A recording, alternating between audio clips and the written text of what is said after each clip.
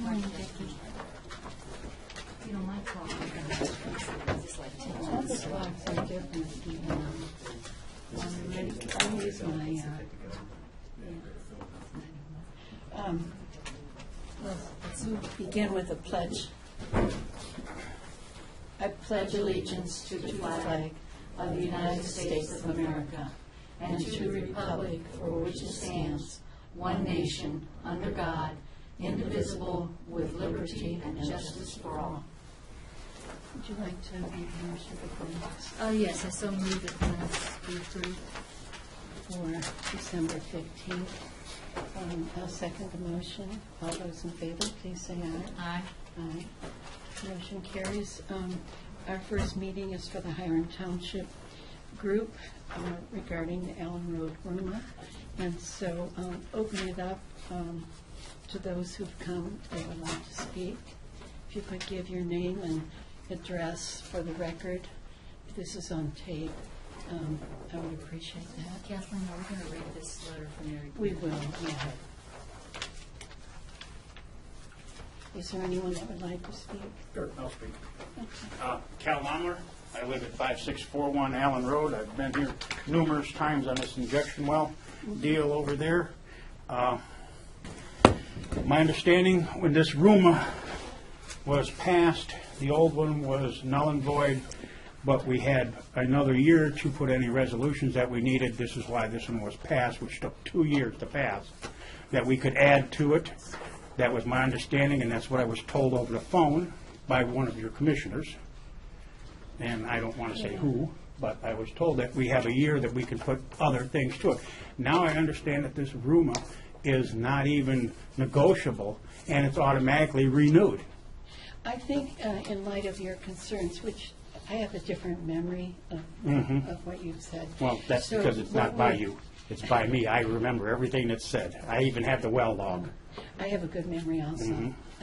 But just so that we're clear as to the history, if we could ask Mickey Marazzi to give us a little bit about the history, would you be willing to do that? What do you want me to? Well, I think that it was just stated that there was something about a year for negotiation on the RUMA. Oh, well, And we didn't start the other- we didn't start with a RUMA document. Excuse me. RUMAs didn't even exist when we started the process. Excuse me, was it this one that they didn't resist? Because the year prior to that, we had one, and I have the permit that you issued for $25 for heavy haul for that RUMA. What I would like to have happen is that each person, Yes. each person speak, and when Okay. they're done, then we'd give you Okay. plenty of All right. time. I just didn't want to lose The that. other thing, Mickey, that was stated was that there was a previous RUMA, so Yeah. if you could Well, clarify that. the inference to quote-unquote a previous RUMA was the reference to a prior special hauling permit. There's only been one RUMA. The special hauling permit was issued to them before we had a RUMA, before we knew what a RUMA was. And they were operating under the premises of the special hauling permit. Then we began negotiations with them of a RUMA because the special hauling permit doesn't have any provisions for us to be able to require them to make improvements to the roadway.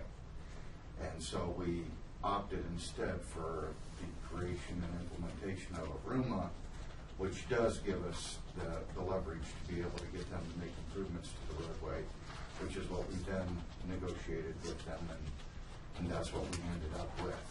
So the RUMA is in effect now. They have spent approximately $80,000 in improvements on the roadways up there, and the roads are in decent condition. They are aware that they are responsible for future maintenance as well.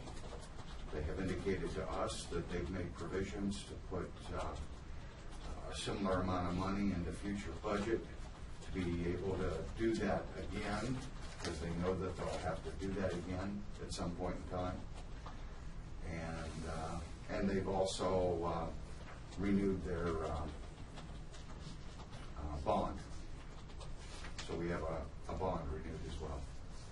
The other thing I think needs to be understood by everyone is that because this is an injection well, there was no legal requirement that they do a rooma. So the fact that we were able to get some concessions through the use of a rooma was really a very positive thing for Portage County. Correct. That's right. They're under no obligation. Rooms are designed and were created for frac wells and not injection wells, particularly injection wells that already exist, which they agreed to voluntarily participate in. And then the other thing that we need to also understand is that the rooma that we have basically deals with repair of a damaged road, and there's money that's been set aside for that. All of the other issues that we have are of great concern.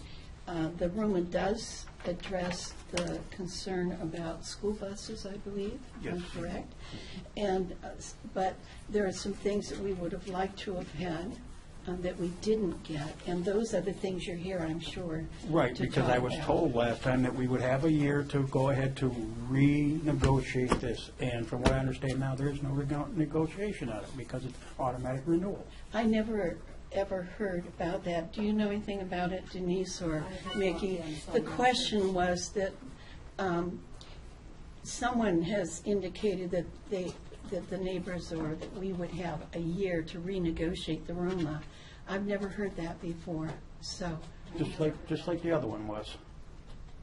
Just like what other There one? was another one that we had with the township that There gave was- different types of hours before this one went into effect. As far as That I know, there was also, only. we did not have a bond until I called the department down here and got a hold of Anthony to have a bond put on this company. They ran up there for nothing. And the original bond was $200,000, which would not do the road to subside the traffic of an 80,000-pound vehicle a quarter of a mile, but build it to ODOT specs. But yet, we put $80,000 worth of tar on stone on it and did not fix the underlying structure of the road at all. So it's no better than what it was. You never fixed the crown of the road, you never fixed the berm of the roads, nothing. They just put a dressing on top of it and that's it. I mean, you guys did the roads. Exactly what we asked them to do. Yeah, but you redid the road coming to it, and you used 57s, you used all the right material that's supposed to be used. They used round crushed stone that rolls. I mean, that was the material. That's your Why opinion. why wasn't your material spec for what you use? The material that they use met our specifications. Met your specifications, but it's not what you use, because it's not the same material. I'll go get 2 samples if you want to see them, that's no problem there, because it's still laying on the berms.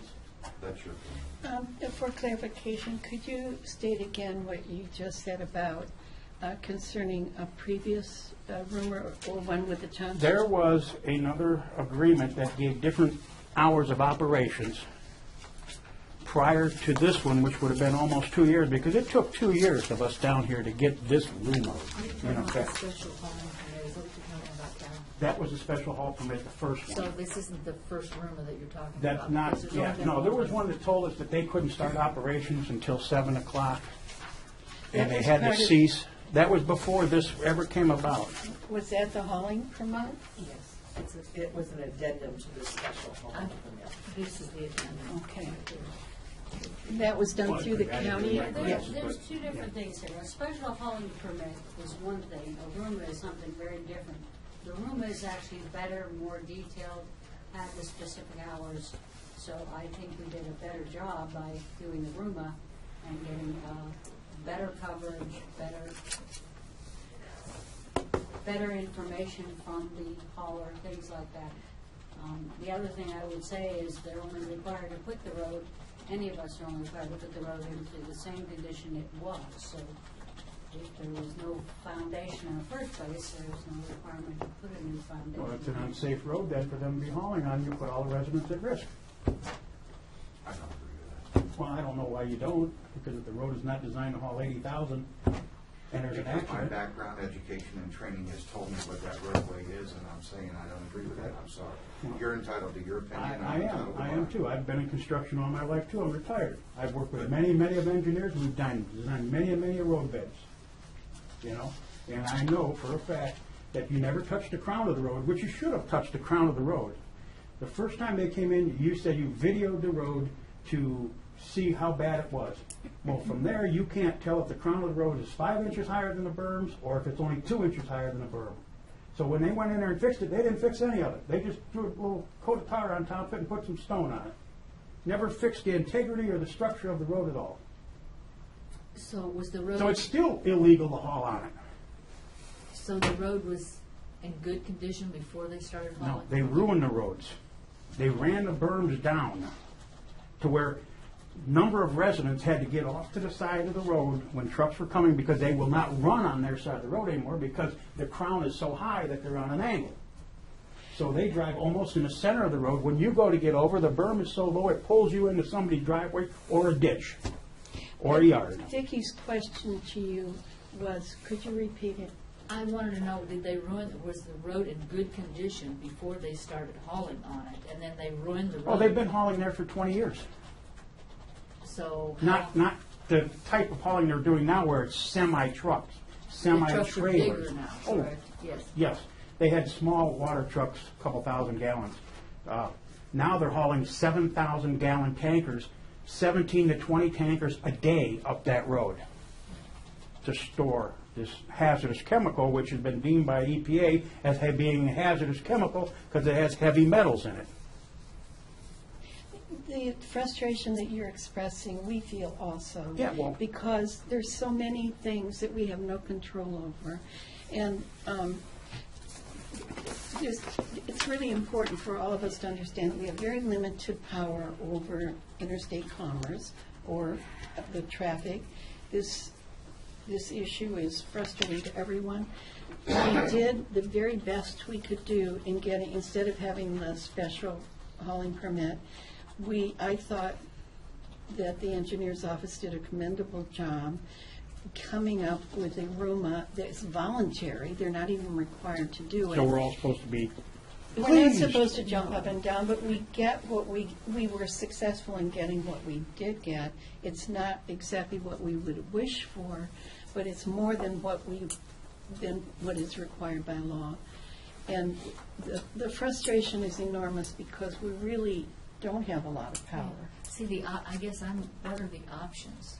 Do we have any Well, options? one of the meetings we had here, you were going to discuss that with our state representatives, our governors, and everything else.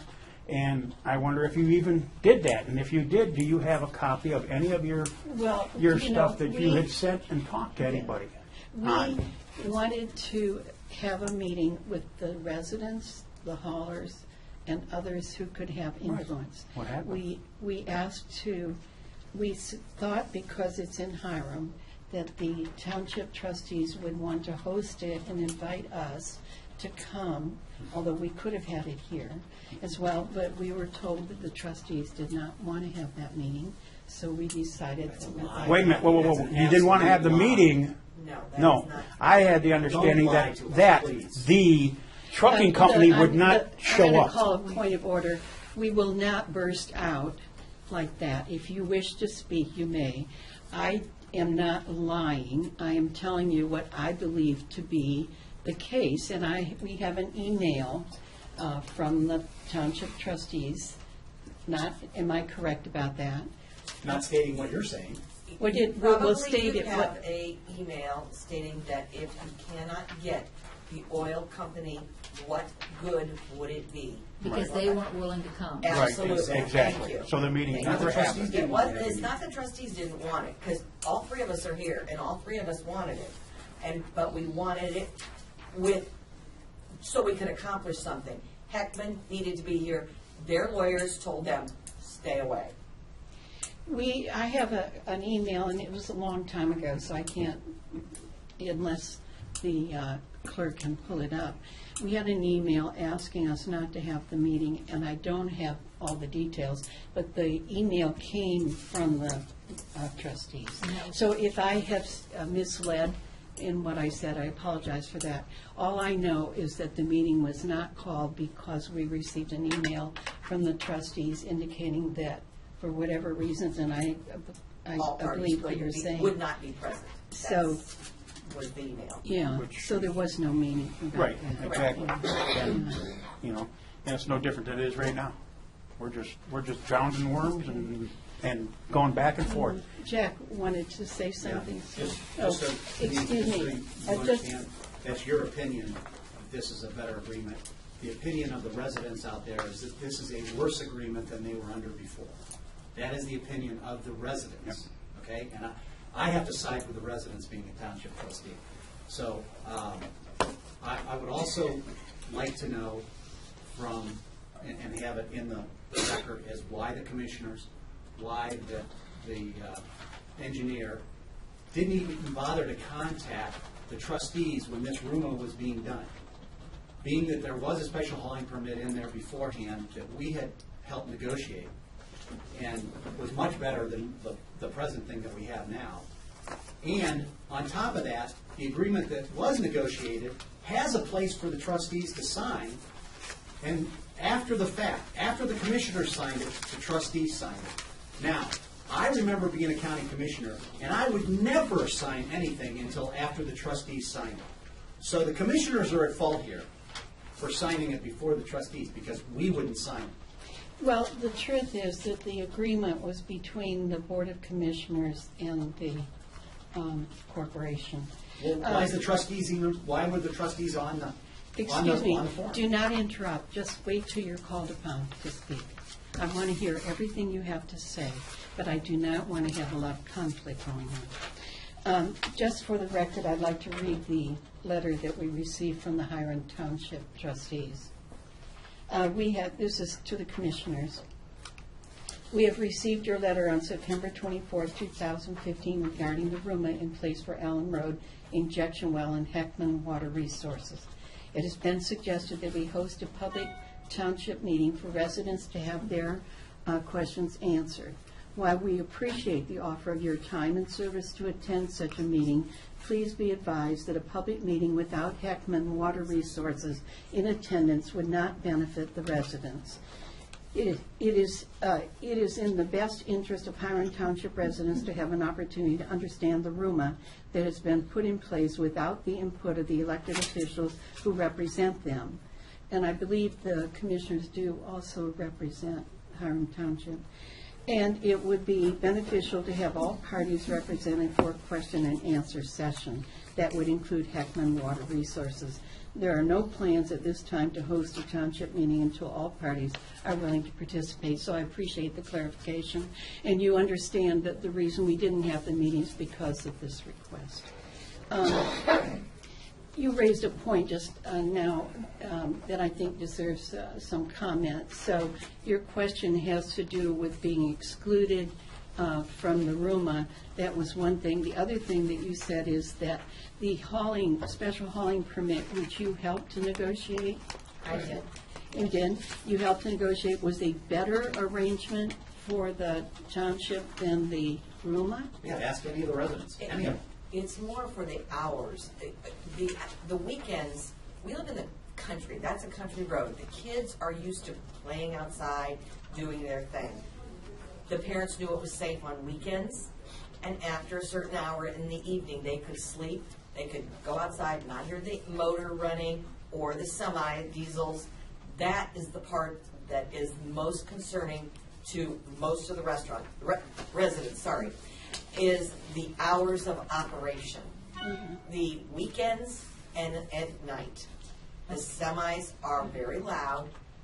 You live in a quiet area, you don't have a lot of traffic, and all of a sudden you've got diesel engines. And that is the part that why they feel, and we feel, that it was better. The special hauling permit was better, number one. And number two, when this was first taken on, we were under the assumption that it was only good for a year, and that in January it was going to be renegotiated. And then we find out a couple months later that it is renewable, or it's never-ending, ongoing, whatever you want to call it. Why were we led to believe that it expired in the middle, I think it was January 16th, not absolutely positive, of this year, that it would expire and it would be renegotiated? Concerning your last question about why were you misled or led to believe, I don't know who led you to believe anything. The contract is written. it can be read, and whatever it says in the contract, that's what it is. I don't know about, do you want to comment? I don't know where that came from because I don't have any knowledge about that. The contract speaks for itself. It's an ongoing contract. It has no expiration date. You know, could I just say, this addendum to the special hauling permit, it says in there, the use of the public road covered by the permit shall be during reasonable business hours, but not to exceed during weekdays beyond 6 a.m. and 7 p.m. Now, what I was told is the reason that this needed to be changed is because of the school buses in the morning and everything, because if they start at 6 a.m., They weren't bothering the school buses before. no. It was never a problem. Well, see, I was told there was a lot of complaints about the We were children. told that it was necessary and appropriate to not have traffic, traffic during school bus operation. By who? Who? Because none of the residents. By the environmental group and by the board. And The we did hear, environmental group gave us the documentation that expressly included that provision, and they asked for it specifically. we were informed by the residents also that they were scared to death about school buses because That's there's what we were told. hills, there's hills, school Exactly buses right. coming up one side, you can't see the trucks coming up the other side. The trucks are so wide sometimes and so big, or they move to the center like you were pointing out, and the residents were terrified of a school bus accident. Well, but, excuse me, can I just interrupt one thing though? Now you let them on the roads when the kids are out playing. We don't let them. I mean, that's what you did with the rumor. You let them out on the roads when the kids are out playing, you know? Well, they got 60 acres of I land have, behind them. They shouldn't be on the road. I have neighbors that want to push their child You're in in the a stroller country. up Why and aren't the down kids in the exactly, we backyard? pay taxes to be in the country. We're not in a housing development. We're not in an I live on- industrial neighborhood. We're in a country, in a residential area with a commercial business that has no, Kids should be in the nothing on it. backyard, not on the road. I live on a country road too, and I find it ridiculous that it's playing on you the should, you road. better have a mailbox that points into your house then, so you don't have to go We're on going the to, road. I'm going to to get call the your mail. meeting to order again because there's too much Well, back and it's- forth. Each person, I want to hear exactly what you want to say, and you'll have as much time as you need. But we can't interrupt while someone else is speaking, so we'll each take turns. I would wish that the people here would recognize that we're all on the same page, that we care as much about your residents as you do. We feel that we are serving their interest as best we can, as best as the law will allow. And we're as frustrated as you are. It sounds this morning like you feel that we're the enemy and that we're not understanding what the issues are. We've received so many phone calls from residents. We've had meetings here. We've tried to, in the beginning, prevent the vacation of a road because we felt this was going to be an issue. So we have really been, I think, recognizing what the issues are. And I would hope that we would be on the same page so that together we could try to figure out what additional can we do to be of assistance that the law will allow. First, we felt very proud that we got the RUMA because they're not required to participate in this agreement. They did it voluntarily. They're not required to give that much money for repairing the roads, and they did it voluntarily. So we need to hear from you as to what you think we can do to be of greater assistance. So I don't know if you want to No. speak first or if someone. I can just say, I want that property then zoned commercial up there and not residential, and I want them to pay taxes, and I want them just like a business, because they're operating a business there. Okay, we'll get that down. And the zoning is a township issue. And the second one was to do what?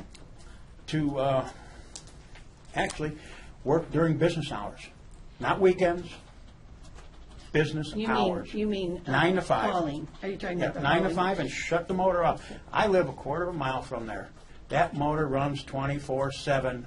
You go and sit on your deck at night, on the weekends, you have people over, all you hear is that motor running. Okay. And the third thing that you mentioned was, Safety. no, you said something about commercial.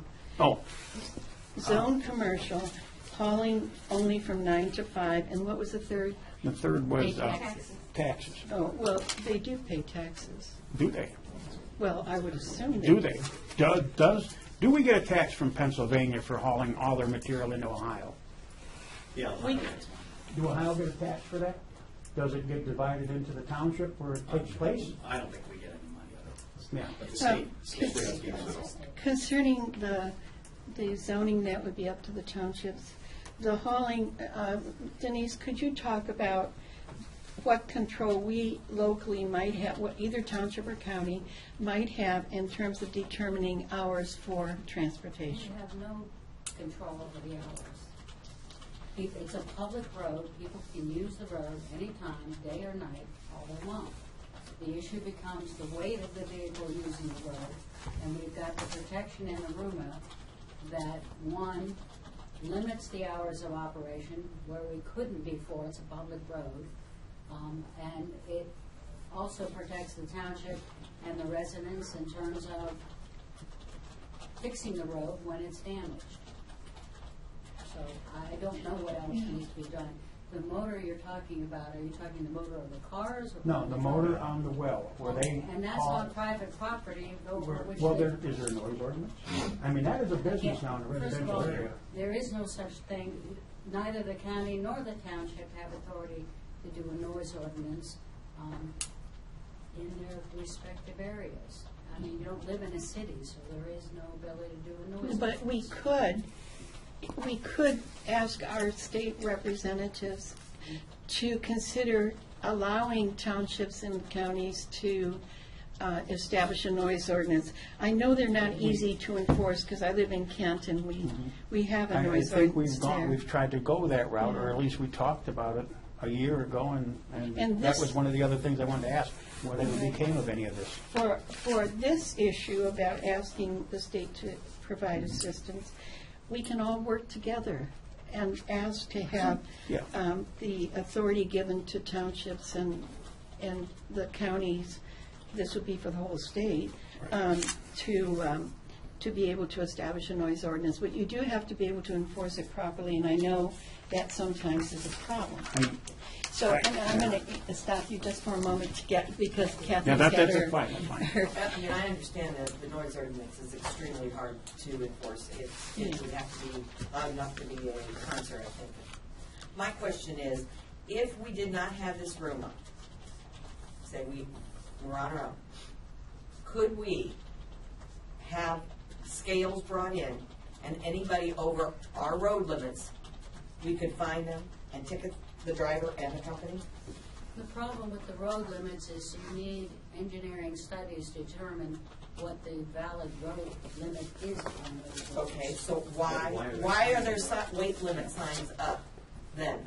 If they're invalid and they're useless, why are they up there? Why did we pay to have signs all over the made? county. I'm sorry, but we're going to talk one at a time, so. Why are there signs throughout, not just our township, throughout the county, probably the state, where the road, it's a useless piece of something for somebody to hit? I didn't say it was useless, I just said if you didn't have the weight limits, haulers could challenge the validity of those weight limits if you didn't have the signs, if you didn't have the engineering studies. Okay, but what I'm saying is, if we had the weight limits corrected and the signs put up correct, and we didn't have this room up, at that point, could we not have scales brought in and fine these truckers for overweight and make more money than this $200,000 bond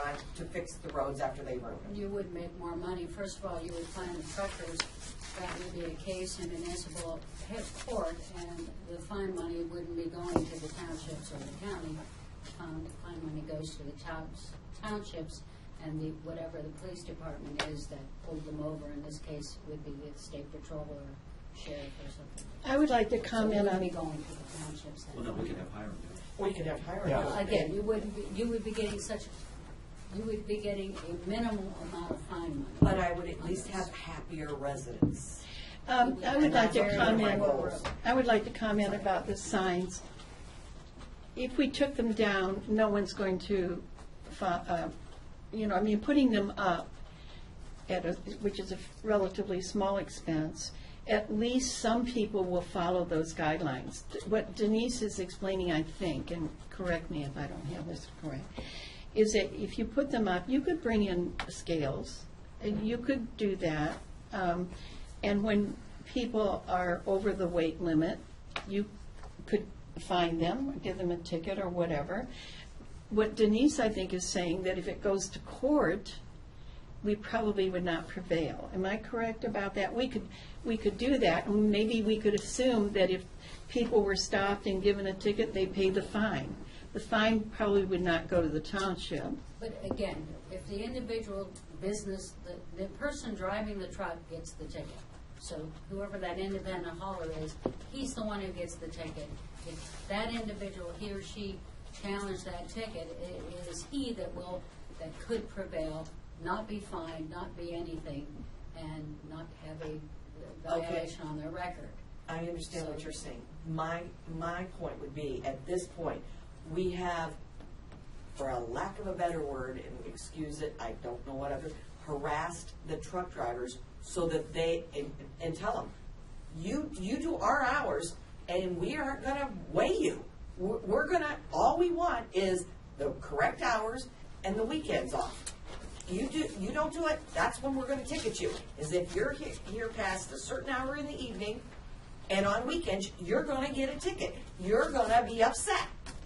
That's the way it is. Now, can you give them a ticket for the hours, though? I thought we were talking about the weight limits. You can't give Well, them a no, ticket for the but hours. we're only gonna have someone there during the wrong Well, hours. then you've got, again, you're talking a criminal penalty, and you can't be selectively enforcing that criminal Well, that's issue, when, that ticket. well, that's No, but when we that's- could get, that's a and that's when we negotiation. could get the scales. What And my that's a point is- negotiation. I'll call on you next, Jackie. That would be a negotiation to get the right hours. I understand you guys did what you felt was a fair and equitable for everyone, and like you said, we can only do so much because they have more rights than the residents, which is not fair, because they're the ones that pay the taxes.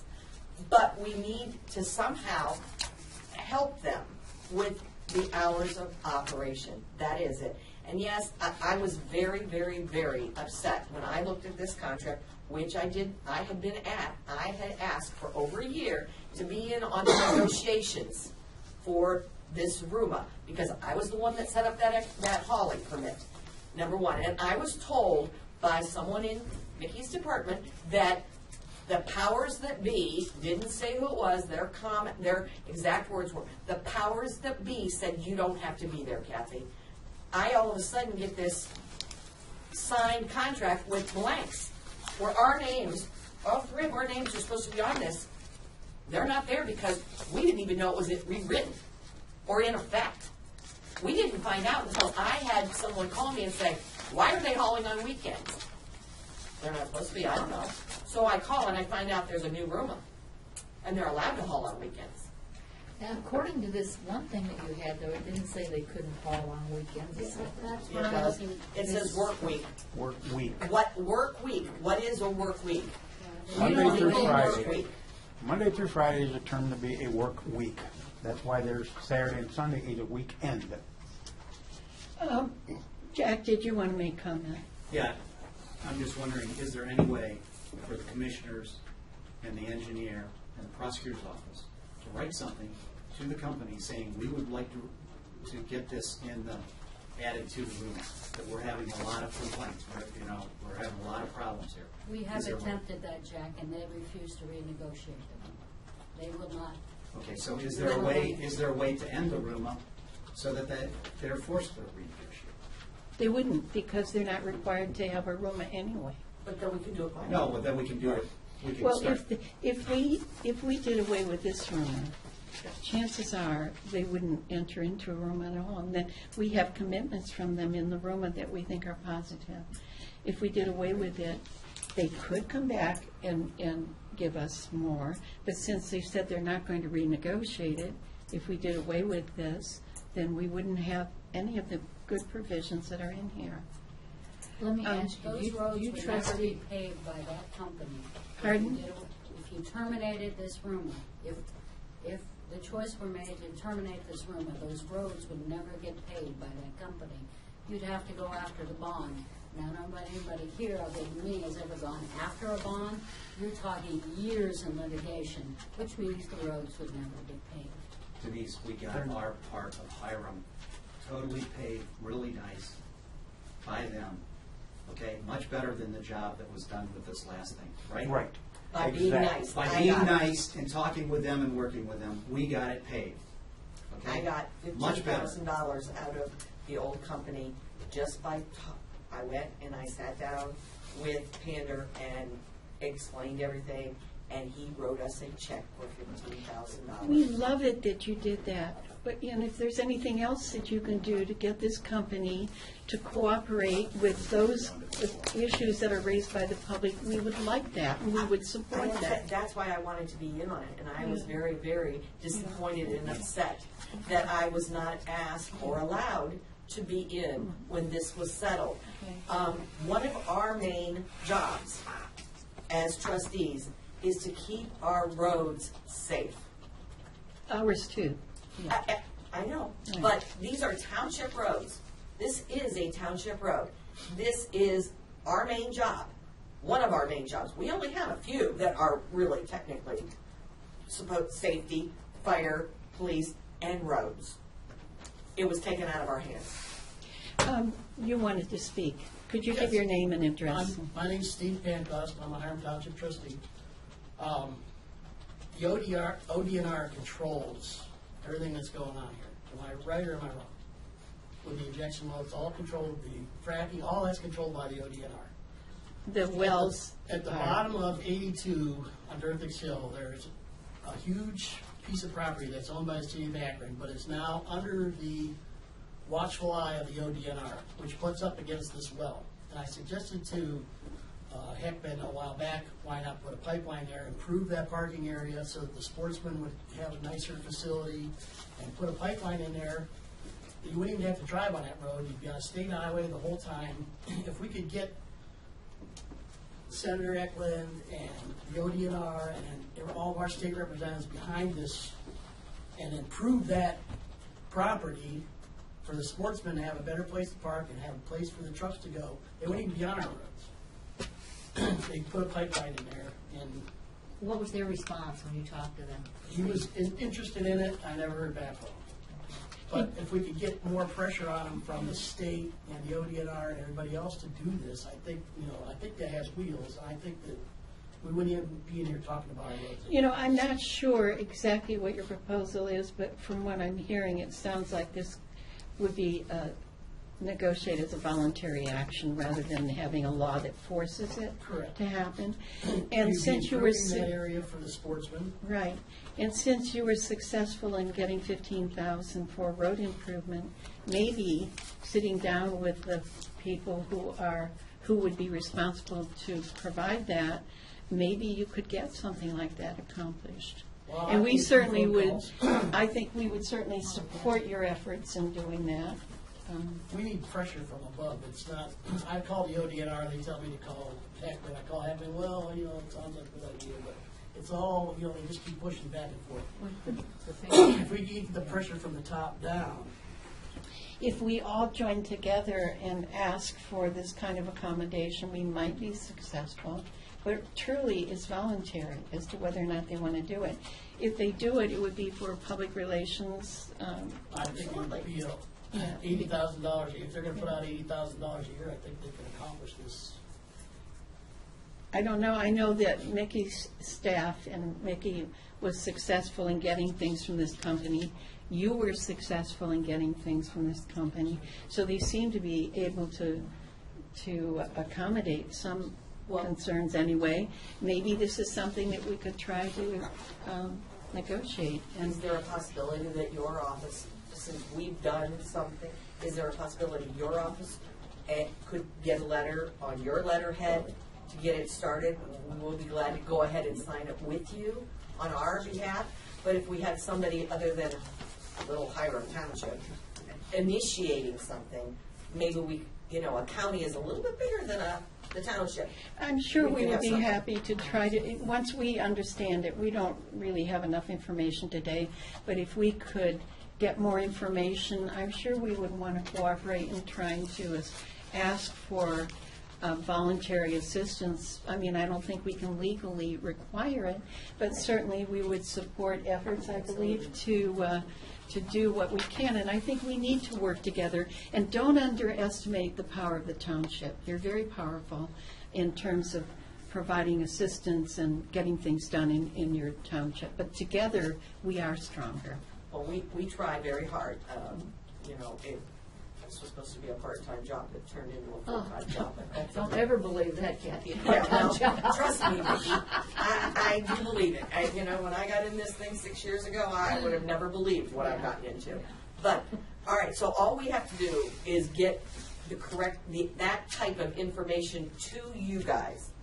Oh, someone. If you could put in writing exactly what it is that you would like our support with, and then we can then have a Draft better, letter. because right now I'm kind of in the dark And about maybe- it. I understand that. So, and then, Yeah.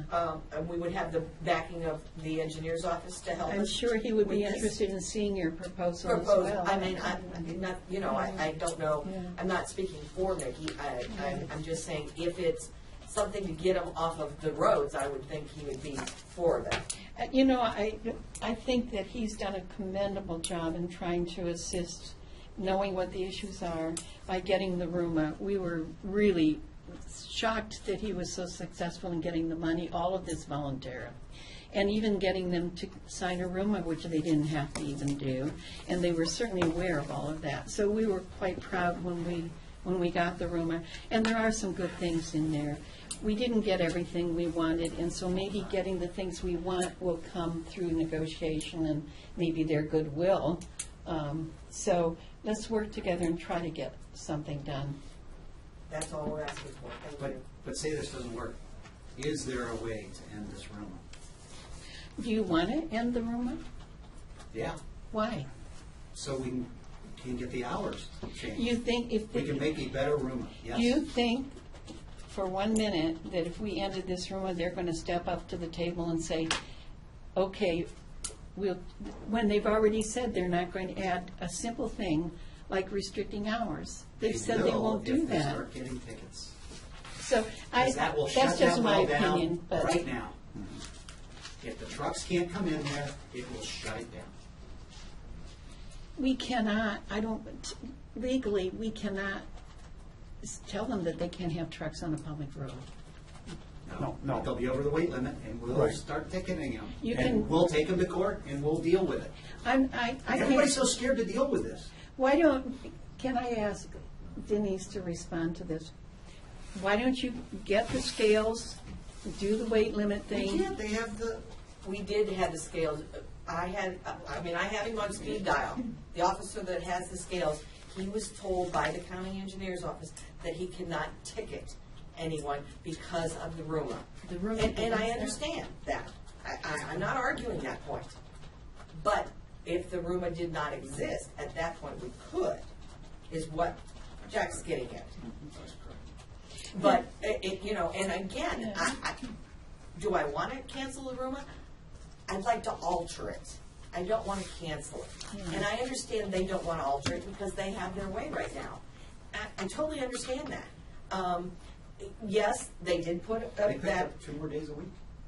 Yeah, exactly. And you know what? And Heckman did sign that addendum to the permit. So they knew, they were aware that they couldn't haul on weekends prior to this new rumor.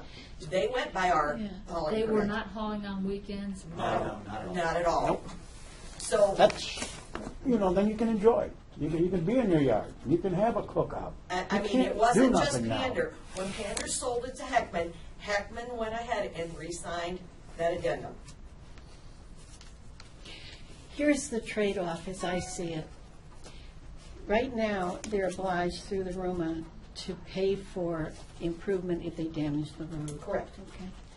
If we did away with that, we didn't get that money, then what would be able to happen is that you would go in with a weight limit and of scales, and you would ticket. And then what would happen, Denise? If they ticketed, Well, I can't say what would happen with respect to those individual tickets. Those people could challenge or whatever they wanted to do in their court proceeding, but what the township would be left with is a $200,000, or however the amount of the bond, that would require repaving of the roads, and I just don't, I'm not sure that's in the best interest of the township, have the roads go unimproved. But again, I guess whether or not we were going to, the issue of terminating this rumor is something I would be glad to talk to Vicki and the commissioners about, if that's something. Well, I think we first need to know what. Obviously not a what would decision Heckman that do. we should make right now. Right, I think we need to know what Hickman would do to maybe address your concerns and everything. And maybe they wouldn't come to the trustee meeting, they felt they were on the spot, maybe we should make it I don't know how we can make it a less informal meeting, but I mean, obviously you got 15,000 from them, so that must have been I a got friendly. that from Xander, and Yeah. we went out, met at the well site and talked. And, you know, as Kathleen knows, I can get a little irate at times.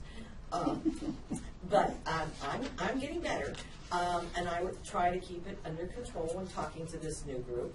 But at the same time, I just think that they feel that they have us, they have this, they don't have anything to worry about. But if we went and started, and again, for lack of a better word, harassing them on weekends when they shouldn't be hauling, at that point, they're gonna get tired of getting tickets. And granted, we may very well lose those tickets. That's just reality. But it's gonna be inconvenient for the well, for their drivers. Their drivers are gonna say, I'm not going in there on weekends, I don't have time to go to court, pay that ticket, or go to court. It's gonna be inconvenience. Now, was it Heckman that was doing this when they were not doing it on the weekends? Or was it- Heckman did sign it and did not for about a year, maybe a little longer, Work on the did weekends. not work on weekends also. I guess I wonder what changed that. I The don't know. Ruma? The Ruma. The rumor and money. I Or mean, was it- Pennsylvania has more brine now to dump than ever, and it's illegal to dump it in their state. So bring it to Portage County, we So- take it all. do you think that some of the change had to do with the industry itself? That there is I'm more product to be disposed of, and therefore there's more traffic? I'm sure that has a lot to do with it.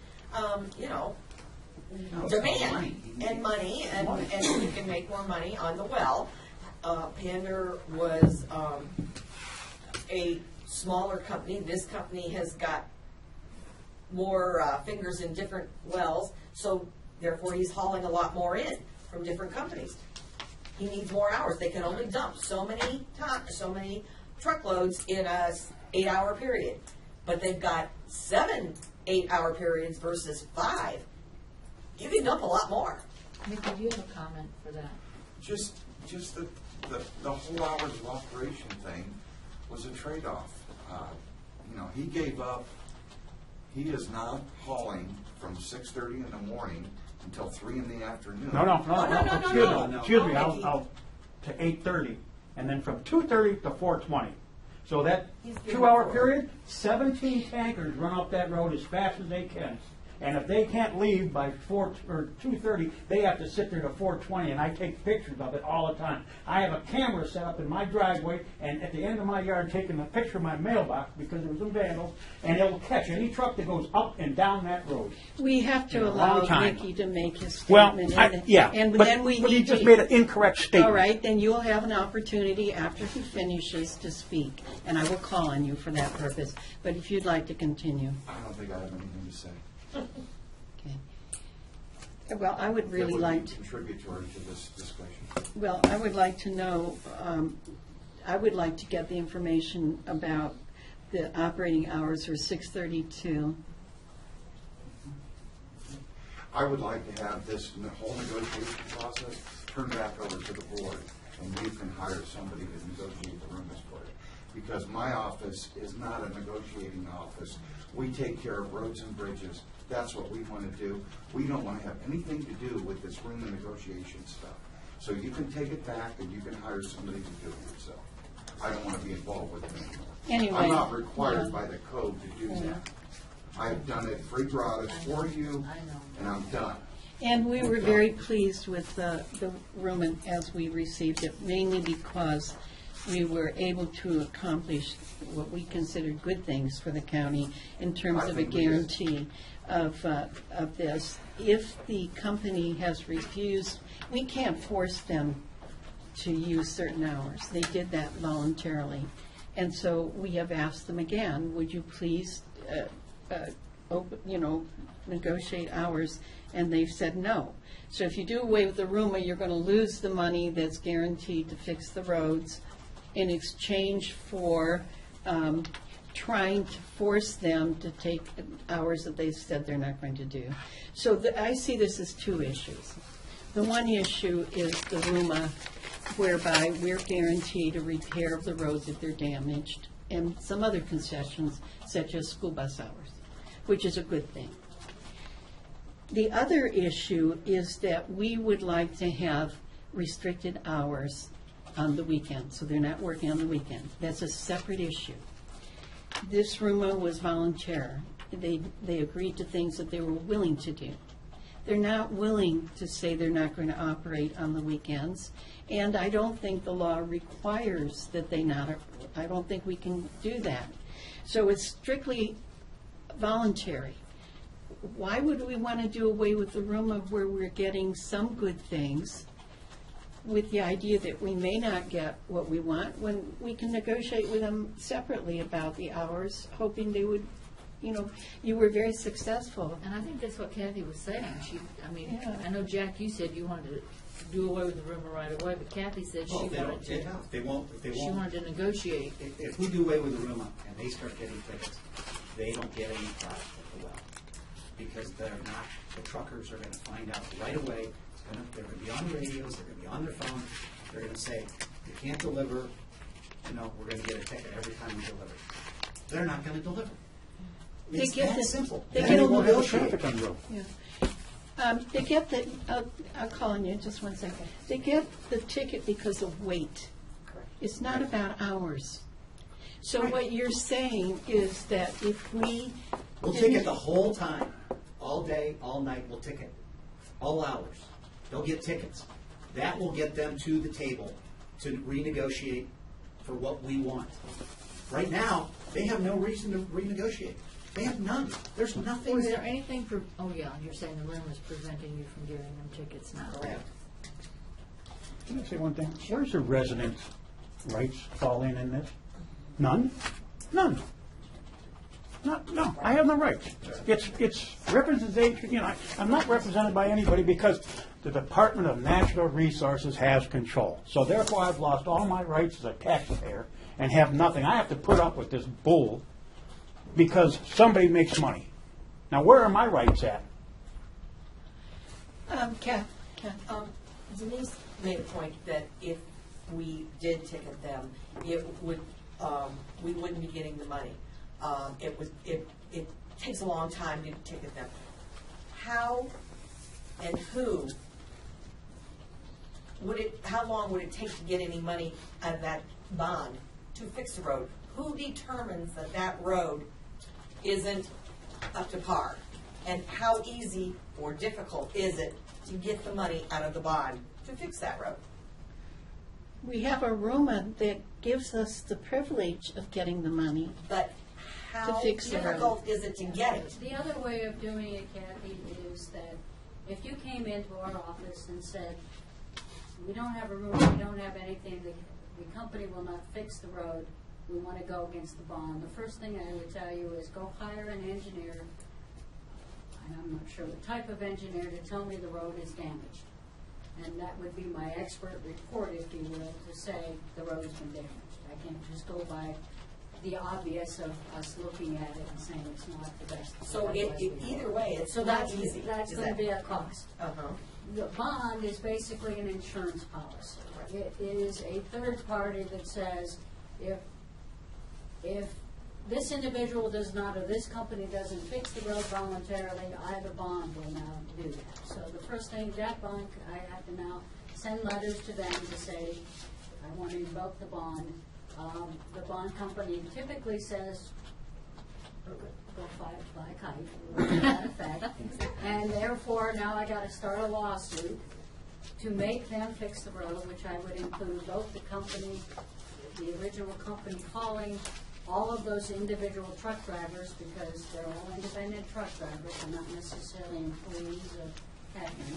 I have to include all of those truck drivers in a lawsuit, the company itself, and the bond company in a lawsuit. And in the meantime, the road's not repaired. So Exactly, and 5 years, that is my point. maybe 7. After I retire, your case is going to get settled. That is my point. Basically, that bond is worth about 5% of value, really. It's useless. I won't live long enough to go back on it, and Denise has already said she's going to be retired before we could ever get any money out of that bond. So basically, that bond is a useless piece of paper.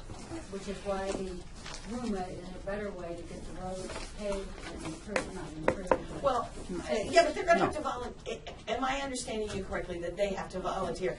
We go and say, oh, listen, our road is really in bad shape. You guys have messed it up. And who makes the call? Heckman? Or do we get to say, listen, guys, come and look at this, it's a mess? I don't remember the exact terms in this agreement, but I you do know, believe it's typically Portage County been engineers make the assessment. engineers make the assessment, the road's in deplorable shape. If you're hauling that caused that, go fix them like you're supposed to. But it could take a lifetime to get that. Is that We, correct? I can tell you, when those calls have been made in the last year or two, the road's been fixed. Really? Okay. We're running out of People turn time. around to keep them off the That- roads. Did you didn't do that, they did that. Excuse me. The turnaround on the road, Heckman put that in. That's because. At our request. That's Right, because he. out of Aruma. That's not For even safety, work. for safety, it's in the room. I'm calling the meeting to order again, please. We have run a half an hour over the time. This is a very important issue. We are pressed for time right now, and I'm wondering, would you like to have another meeting like this so that we can continue on? Or do you have other suggestions? I mean, we could have you come in later today, but we're, What if we just get You still haven't that, answered what. excuse me for a Could we minute. get rid of this room? Excuse me. if we get that letter to you to Yes. explain the different things, at least that would get us started Okay. on something. We can And do at that. at that point, once we get that, you can mull it over. We can If present it. if he needs to mull it over, and then we can have another meeting where we go, okay, this is gonna work, this isn't gonna work, and talk it, and at that point, and Bill, because right now, all we're doing is saying the same thing again. Yeah. Only a Right, different way. that's right. And Jack, did you have a comment? Well, nobody's answered whether we could get rid of the room. Well, I think we can get rid of it, but we're not sure of the consequences.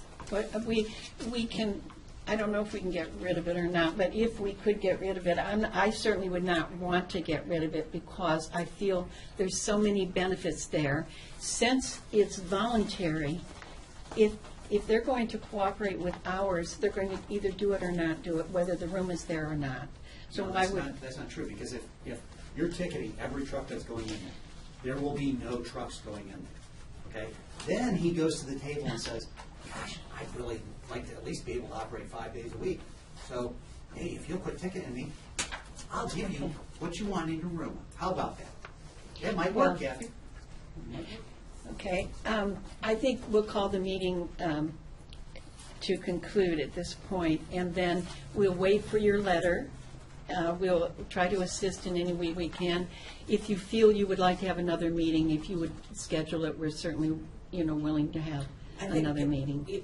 You're gonna have to go over what we send you, the information. Right. And once you get a letter ready, then we can, or a draft of a letter. Right. At that point, we can renegotiate Right. and go over it between us. Good. And We'll do that. make a good point of it. And I like the idea about the voluntary effort in providing additional, I don't know if you'd call it recreational area, but that's something that we should also look into asking to negotiate. You know, I'm not, as Vicki said, well, Jack's in favor of getting the room, and I'm not. I am not totally against getting the room. I just feel that it's You want to a explore other last things. option. Yeah. We have something from them. It's definitely not perfect by a landslide. Yeah. But, you know, until we can make it a little, nothing's ever going to be perfect, because in a perfect world, we wouldn't even have that injection well in Portage County, as far as I'm concerned. But we don't have that choice. We have it, we deal with it, and try to make the best out of it. Make Okay. copies, maybe. Thank you. very much. Did you have anything you wanted to Well, say? I just wanted to say, Mary Greer had written a very nice letter. Oh, She right. wanted to read it out loud. However, maybe Amy could make copies and give it to them. Well, I think, but this would be for the public record, so would you want to read it, or do you want me to read it? Oh, I don't, I'll try to read it quickly here. Dear This is for the record, so. Yes, from Mary Greer. Dear Commissioners, Ms. Shulda, County Engineer, and Sheldon Allen Road citizens, I was invited to sit in on this RUMA meeting, and I greatly regret that I am unable to attend this morning. I am hoping you can read my comments aloud to express CCO, current Concerned Citizens of Ohio, support for open and positive discussion of the RUMA issues with a reasonable offer to seek solutions to the issues caused by the well's constant and dangerous traffic. For the past several years, citizens from Allen and Sheldon roads have continued to be negatively impacted by the injection well on Allen Road. Their complaints are well documented. Constant noise, sometimes 24 hours a day, huge tanker trucks carrying hazardous drilling, well waste, speeding on their narrow and rural roads, uneven and crumbling and crowning, causing danger to local residents. Traffic danger to children, pets, adults crossing the road to get mail or walk along the roadsides. Property value loss and the ever-present, well-documented potential problem for water well contamination.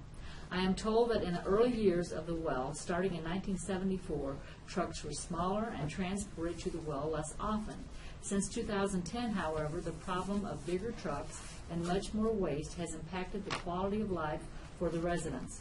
To be realistic, the injection well industry will continue to flourish for the next decade, whether or not waste injection is a defensible practice for our environment. The industry holds all the cards for now. However, it is possible that the well owner-operator would like to be a good neighbor, at least in terms of truck traffic impacts. We believe there are ways to resolve the local, daily, difficult impacts of truck traffic, RUMA clauses, and real compliance with the RUMA. We propose a meeting with 8 different individuals: a representative of the well owner-operator, Heckman Resources, the county prosecutor, one of the commissioners, 2 representatives from the Allen Sheldon Road Group, a Hiram Township trustee, a member of Concerned Citizens of Ohio, and a facilitator. We feel that with a commitment to positive relationships, the well owner-operator might choose to accept restrictions as a positive for its own business success.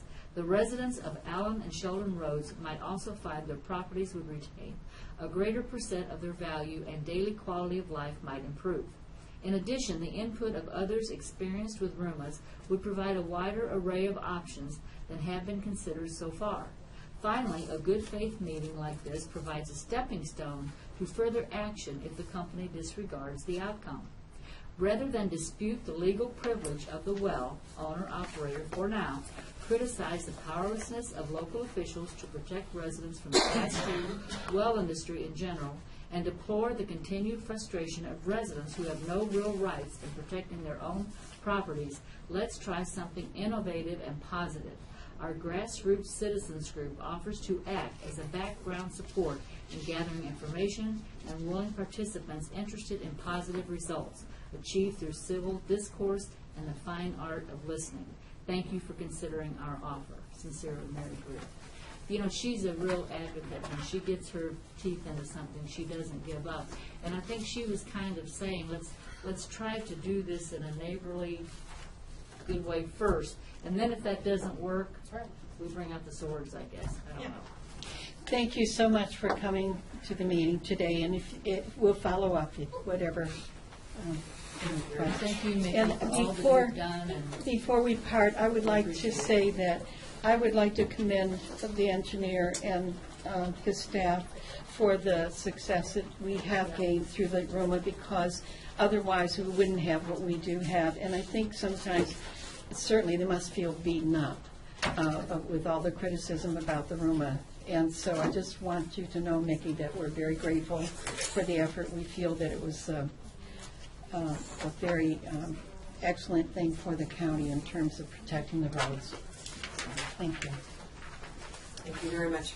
Thank you. for hearing us today. Okay. Yeah.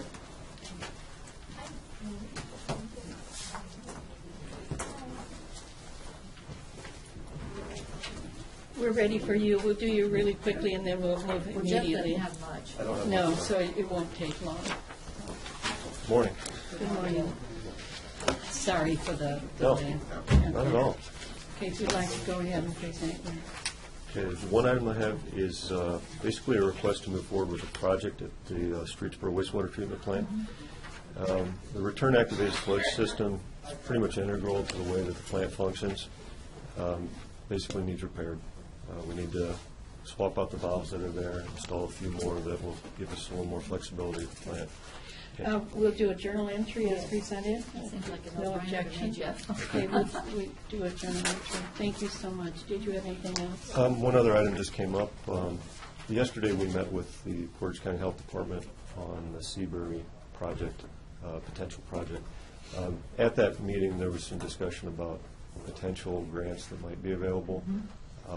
One such is the USDA Rural Development may have money that could potentially qualify for maybe that project, but likely it's not from what we've talked Because with of the them for. income limitation. And it's such a small one, and Okay. it's right there at the city, so they consider it The city. the city. So that one's pretty much out, but the Oakwood project over in Brimfield is a potential.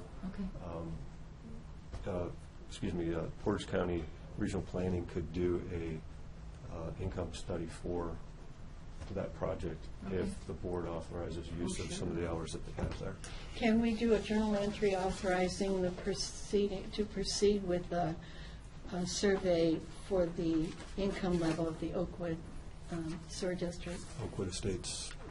Oakwood Estates, And regional planning would be doing that? yeah, Okay. Yeah, so moved. okay.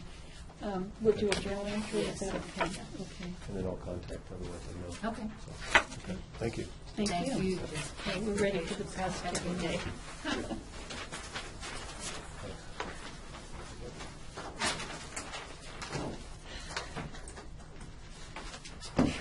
We're ready for you, Maureen. Denise, we're ready for you. She's not ready. We're exhausted now. Good morning. Good morning. Start all over. Take the Thank you money. for your assistance with the meeting that we just had. Well, It was very helpful. Very welcome. Going through my list, my sideways list. The next generation wireless, the AG opinion, we did get that opinion. I think we were successful in getting the AG's concurrence that we could have multiple PSAPs, not just 4. I know the 911 committee meets again January 13th, I think here in the boardroom room. And I think from there, though, we'll get some movement on the AT&T contract. Well, some movement so that you can sign the AT&T contract with assurances that the other communities will participate. We commend you for that effort. It was fabulous, and we were very successful, so Thank it you. solved huge problems for the county. And let's just hope there's not too many statutory amendments that create those problems once again for us. But those are out of our control, as so Right. many things are. Up here, Yeah. so. Number 2, I think it's 10 and 14 are pending litigation, so we'll kind of put those off to the end and do a brief executive session. The Board of Elections for the agreement for the voting equipment, that seems to be coming along.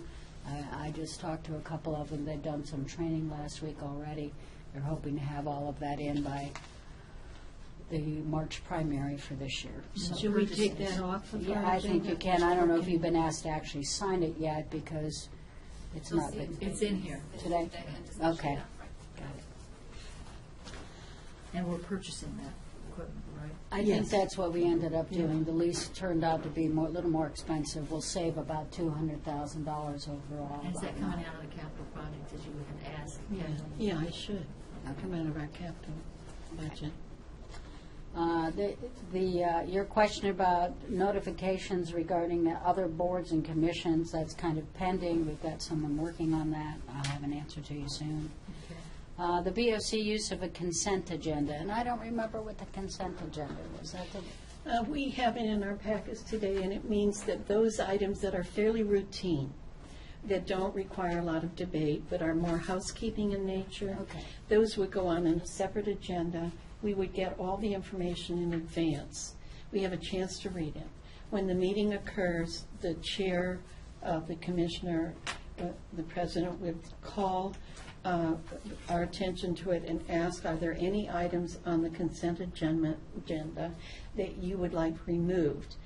Any one of the commissioners can remove without vote, without discussion, those things. Once all of them have been removed that we want to have removed, then there has to be a vote that the consent agenda as left would be the consent agenda for voting, and there has to be a positive vote for that, a majority vote for that. So some of these things are things that don't need a Routine, lot of right. discussion To save on your time. part in a public Yes. meeting. They're just, Yes. you've read it. Yeah. It's a public record. Somebody could ask for it and Right. get a copy of it. So. The good thing about a consent agenda is that sometimes it saves time to spend on those items that do require more discussion and so forth.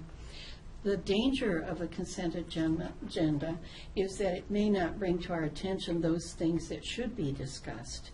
And when we discuss it today, there are several things that are mentioned on there that I think we should reconsider as part of a consent agenda for that very reason. However, that will be decided today. But Okay, numbers 7 and 8, I guess Sherman Ballard is reviewing some of that, the CCAO solar array program. I'm not familiar with it. The contract for the HR services, that's on my correspondence number 5. I don't know if you've had a chance to take a look at it. It was the MOU we came up with for our office to do some supplemental assisting when it comes to HR activities. Janet Kovic and I met about some of those things on there. it's not on my list. I must have an old copy. No.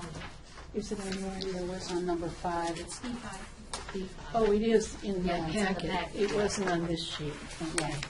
Yeah, Oh, that's number 9, contract for HR services. yeah, Is that what we're talking yeah. Yeah, it's number 9 on the sideway list, but number 5 on the correspondence list.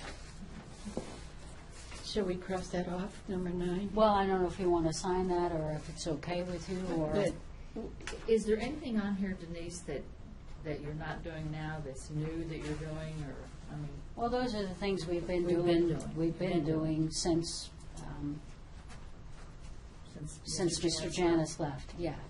So it's not like, yeah, they're new as in I wasn't doing them before, Yeah. but Jen and I have been doing those since then. I mean, So it's really a policy question whether or not we want to move in this direction. What she's put together for us is what we would be agreeing to. right. Yeah. So when we get And to I know that part of that you wanted Yeah. the MOU because you would be supplementing the prosecutor's Right. budget with some monetary amount. I think it was Right. $65,000. Do you have any comments at all, Janet, or? Honestly, the only comment I make is for next year, I keep track of everything that I need help from Denise. Okay. I'll keep track of it. Okay. We're really not discussing it at this point, are we? No. Or if we are, I have comment. But shall we do it later or now? Whatever you want to do. I guess we're just wondering in our office, are you going to sign it? When can we expect that kind of That we have money? that on for discussion today. Okay. And so we may not be, we have one person missing, so we may not be able to accomplish it today, but it'll be discussed. Okay. And if you want to be here when we discuss it, we can do it immediately after your meeting is over. Okay. Or if you wanted to wait until Maureen was here, just let us Yeah. know. Okay. Okay. But it's very clear that what you've provided to us is your proposal, which we will take into account when we discuss it. So there's probably no reason for it to be left on the agenda, since you've already provided. We cannot all add it again if there's not something. Number 10, that's still going Yeah, on? but yeah, I would make it 10, that's one of the pending litigation we'll talk about. Could we include number 6 in our executive session? Yes, Okay. yes. I think it's 2, 6, 10, 10, 14. 14, yeah. 14, yeah. Okay. Did you have a report on any of the other items? on I do this? not. Okay. We could have a motion to go into executive session. for So legal moved. counsel.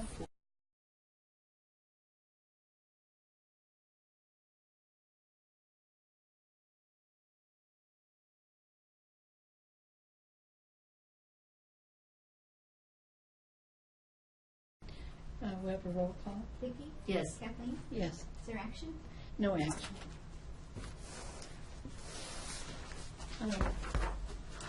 Now, did you want to go over this part of your agenda? Oh, the public part? correspondence, I think Yeah. a couple of them we did touched on. Okay. But The AG opinion. the AG opinion, number 1, and you said you're going to, Talked about number 2 before, didn't we? Not, maybe not. Maybe I just read their email. there was some correspondence in there about a road vacation that Yeah. you're going through in Ravenna Township. Yeah. I'm not real familiar with that one. Yeah, and actually, we should advertise it and also view it. Yeah, right, you have to do that. in the Now, that process. humane officer, that seemed like that was number 3. Yeah. If I'm reading it correctly, Dave could be the humane officer? Yeah, he could be. Yeah. The problem there becomes, where do you want them to put the cats when it gets them, or the alligators, Yeah, or the yeah, that's his, unicorns? yeah, that's his. Because you can't put them at the dog pound. No. So I think there's some agreement with the API that he could bring them there. If they If appointed that's him what- as the humane officer, Yeah. they would tell him where to bring the Right, yeah. cats. Yeah. Do you think they would be agreeable to that, the APL?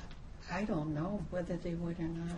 I had the impression that they probably would not, but maybe. And it'd be great to have a better relationship. Oh, yeah, I think Dave was tried. Yes, and I understand, from what he said, they do have a good relationship. Yeah, So, so maybe they should work that out together, kind of? I mean, think is so. that what we think? Now that we have a legal opinion. Yeah, okay. And then the other one was with respect to the woodlands. This was way back when we did that transition to the new owner, and there's some Medicare or Medicaid reimbursements. They say there was $27,000 that you received But that we they didn't- should have But received. we didn't receive it, the prior owner Well- received it, right? No, you received it. It got Okay. put in yours, and my understanding is when Joanne went through it, there was about $18,000 of it that she could see, yeah, I guess we got that, the rest we didn't. And my suggestion was, well, let's pay in the, I don't remember. 18,000. The 18,000, and have them, and then sit down and talk about the rest of it. They've got nothing and they keep asking. So do we need to do a journal entry? or I anything? think you should sit down and talk with Joanne about it and Okay. figure out all of that. Okay, so Maybe could- Joanne and Todd. Could we schedule a meeting? This is what I was talking about, this note, it says money to the prior owner, 27,000. Yeah, we were the prior owner. Oh, okay. We were the prior owner is what they're talking about, yeah. She's coming on Thursday. Okay, Yeah, so so if you wanna we'll talk put to it them, on the yeah. agenda for that. So if Joanne and Todd can substantiate that 18,000 some odd dollars, yeah, we did get, then we should at least pay them that. Until we can maybe have Todd or somebody sit down with, Research where the other money went? well, maybe sit down with Saber and say, okay, tell us where, explain to us the rest of us, where Do you we need think to we got keep it. this then, Amy, for Joanne, keep this piece? I'll ask her to put it on hers. Okay. Okay, and we've already discussed the last. Yeah. Thank you so much. Yes. Thank you. And Happy New Year. Thank you, same to you. And again, congratulations on that AG's win. Well, yes. to me, it was Really pretty pleased. obvious, and I would say thank you to Vic who agreed to ask for it, so, Yeah, well, here's from him also. yes. Thank you. Uh-huh. Is Janet still up here? She probably gave up. It's her, she's not scheduled till 11. They're back on phone. No, we're not back on So schedule. we're back on schedule, which is a relief. For But sure. I thought the meeting was important to keep going. Yeah, I do too. Yeah. And I have to tell you, I think a lot of this is very reasonable. I just think, and that element seems very reasonable. So I don't see why we can't work together on this. Well, the thing that's, Neither side's gonna get everything. the thing that's really sad is that the township trustees kind of made this a contest, them against us. And their citizens were coming against it, coming down. And Jack, for instance, would say, oh, it's the commissioner's fault. And it's the people's fault. And instead of working together and I hope some of that came out this morning, but anyway. For a while, it was kind of getting out of control. So, we're waiting for the Human Resources Department. Shall we go to our resolutions? Okay.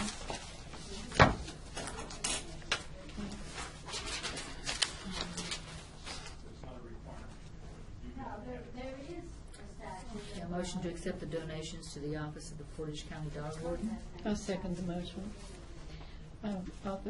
Because it's money, should we take a roll call vote or just? You don't typically do that with No. spending money. when you Okay, finish it. all right, all those in favor, please say aye. Aye. Aye. Motion to convene the Portage County 911 Planning Committee on Wednesday, January 13th, 2016, at 9 a.m. in the Commissioner's 7th floor boardroom. I'll second the motion. All those in favor, please say aye. Aye. Aye. We're ready for discussion. You know, I'm not sure, what are those K2 towers? Oh, this was a phone call that I had received. I sent an email. This gentleman called and said they're buying up towers in the county, and they would like to have us consider whether or not we're willing to sell our towers to them. And that, I don't remember all the details, but on the phone, but I asked, would you put it in writing so that we can take it before the board? So that happened, and it happened in the middle of December. I think we weren't having Right. meetings at that point, and so that's why it's coming forward now. But I don't even know what a K2 tower is. I guess that's... It's the towers that hold our Antenna? radio equipment. Oh, the satellites like, or? I think it's more like the mark system Yeah. for the sheriff. Okay. Those kinds of So by bringing this to our attention, what we probably should decide to do is to decide whether or not we want to learn more about it. But we need to have other people involved if we're going to have an explanation from this company exactly what they're proposing. Exactly. Because when he was on the phone with me, if my memory is correct, and I may have notes in my office about this, but as I remember that we would continue to use the towers as we do, and I think free of charge, but I'm not sure. And so we need to, it may be in our best interest to turn the Why towers. would they want to buy them? There's got to be... Because they want to sell space on those same towers to other, I would guess. Do you own towers? Don't we own the I towers? thought you leased tower space, but Joanne would know. You want to You should refer know, to Joanne yeah. and see? So what we should do is schedule a meeting for discussion Yeah. and include anyone that staff determines should be at the meeting, I think, for this first meeting, just to know whether or not we want to pursue having this person come in. Right. Because we might ask Joanne, for instance, prior to the meeting to get all the details from this person. So is that enough for this one? Okay. All right, number 2. This is the MOU that Denise was talking about with the Board of Elections. Right. Yeah. And she has reviewed it, and it's okay to sign. She said. So this will go on the agenda when Maureen is here, correct? Okay.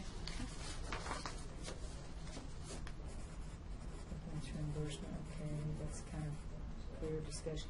Oh, the sales and use tax oversight committee. You know, I'm still, number C there, Denise Smith asked the following questions by email. Does this body need to adopt rules for meetings and notification of meetings? And is this body to be considered a Are you on subcommittee? number 3 or 4? 4. Have we done number 3? I didn't think there was anything to talk about on number 3, I'm sorry. I did look at it. Just the indigent defense. There's some changes that are going to be to the program. We've sent them down to Right. DBFM so they can. So there we they don't are. need to worry about it, right? I did on the sideways page that we had, we did not get paid for 2 of the items, which is over $1,000 because there was no signature. Can that be remedied? According to this letter, we can remedy the past things, but in the future, they're not going That's to right. remedy. That's what I read too. Yeah. But I did send it to Todd and asked him to bring it back to the board for a discussion about. Okay, so he'll bring it back. All right, thanks. Now, number 4.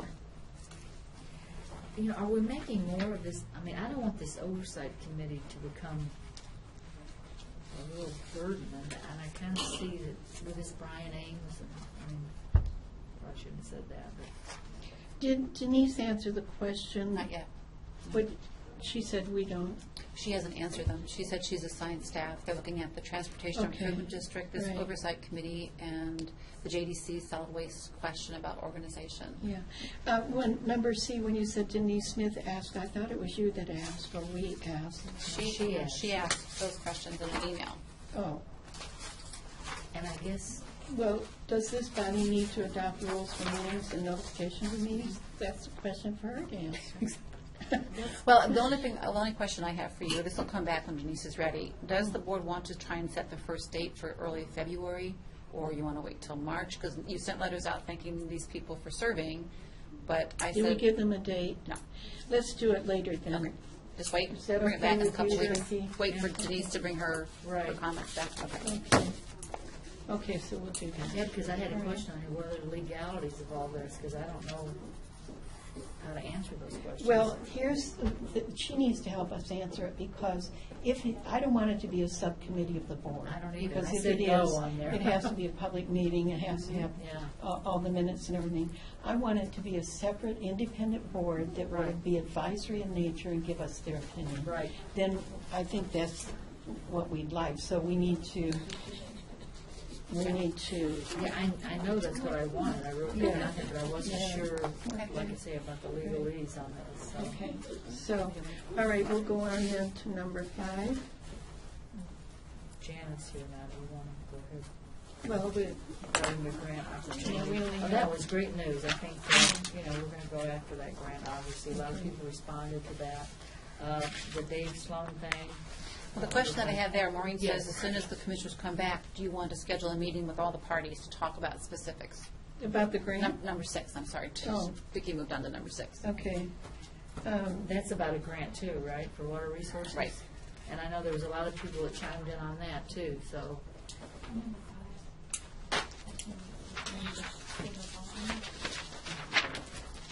Isn't regional planning going to be involved in both these, number 5 and 6? About the grants? I would think so, yeah. So do we need to direct regional planning to do that, or Deb, or? Let me check with Todd Okay. about both of these Okay. and see, you want to schedule a meeting, just a grants meeting in general? Yeah, well, I don't With even know if we Todd, or- need a meeting. I don't think we just- need to. We don't really need a meeting, but Okay. we just kind of need to know. Okay, We so have a this- grant writer now. Okay, for 5, we'll refer that to Todd, say the board assumes that you're taking care of this one. But for Right. 6, does the board want to get together to talk about, I Very would assume big. she wants regional planning, the health department, water resources, the Right. commissioners, all of those bodies? Would it be like stormwater as well, who will be paying some of the salary for Mr. Greener, or what are we talking about there? Do you know? Oh, I thought we were Which talking about number is grant. that? Number 6. is. In Is it particular. about Mr. Greener? This is the request for a strategy as to how to apply for grants in general. So that's Okay, what, you know what, that's what I thought it meant. So you Okay. want the water resources here and the health department and Can regional. we hold further Sure. discussion on 6 till we come back to this, and we'll invite the two of you, because I think it's going to take more time. Yep. Thank you, Jen. Thank you. Good morning, ladies.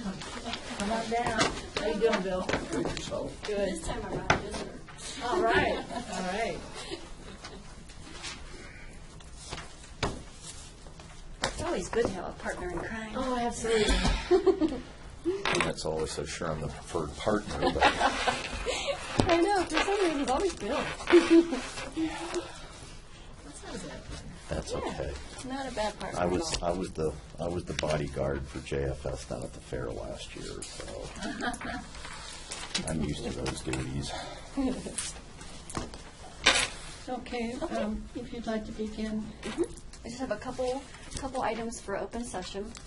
I'm excited about this opportunity. I'm working with county IT, and I just wanted to give you guys an update on Very it. good idea. I'm hoping it'll work. Shannon Jenkins is still working on the application, but It's not working yet. well, we tested it in early December, and it worked for me, and then I think she tested it, worked for her, but then we tested on a few other people inside this building as well as outside the building, and for some reason, she was saying that it might have something to do with their software on their desktop. So she's going to look at the link and figure out. But I think it's very exciting because we get emails from applicants with blank applications, because either, for whatever reason, they either saved the wrong application. We get applications that, they just forgot to attach, but yet they're saying attach an application. So, And, they could miss, what Are they we could wanting miss- to hire someone who's forgetting to But attach they could miss the deadline. application? right. That could be yeah, a problem. Yeah, and they can miss the deadline. However, if we do contact those applicants and say, hey, we didn't get your application, if they would send it in, we still accept it because they tried to It send it sounds in. like a more efficient way to do it, but the question that I had as I was reading is, how often do you get applications where they forget to attach their Honestly, it's probably, it might be maybe once a week. Oh, you're I kidding. mean, That it's- many? Yeah, it's a few times, enough to say, oh, we got another one? Yeah, enough. Okay, this Um, is a problem then. I would say more frequent is the ones that are blank, that they attach a blank application, and I don't know if they save it to their desktop at home and then go to attach the wrong one. I would say it's more frequent that they attach a blank application versus, So you'll come back with Yes. something? yeah, Okay. but I at least want to let you know. Okay. The second part of that, which I didn't write on the memo though, Shannon Jenkins and I, we were talking about hopefully having a workstation on our floor where someone could come to like a computer and apply online right then and there instead of having right out on the hard copy application. Because IT has old computers that we could just set up. We just really want one set up where a person can come and just sit and apply. That So sounds like we're a good hoping- idea. That sounds like a great idea. Fingers crossed, but that's the second part of this. But first, we wanted to get the link on the application. Workstation. And then the second item is the job description for the Human Resources Assistant.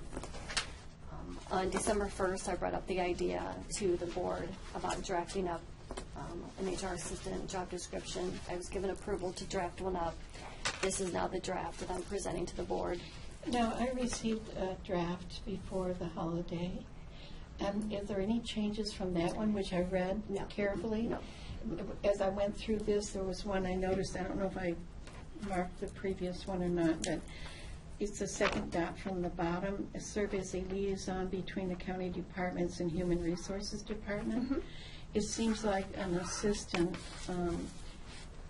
it seems like that someone other than the assistant should be the liaison. Am I right? In the hierarchy of things.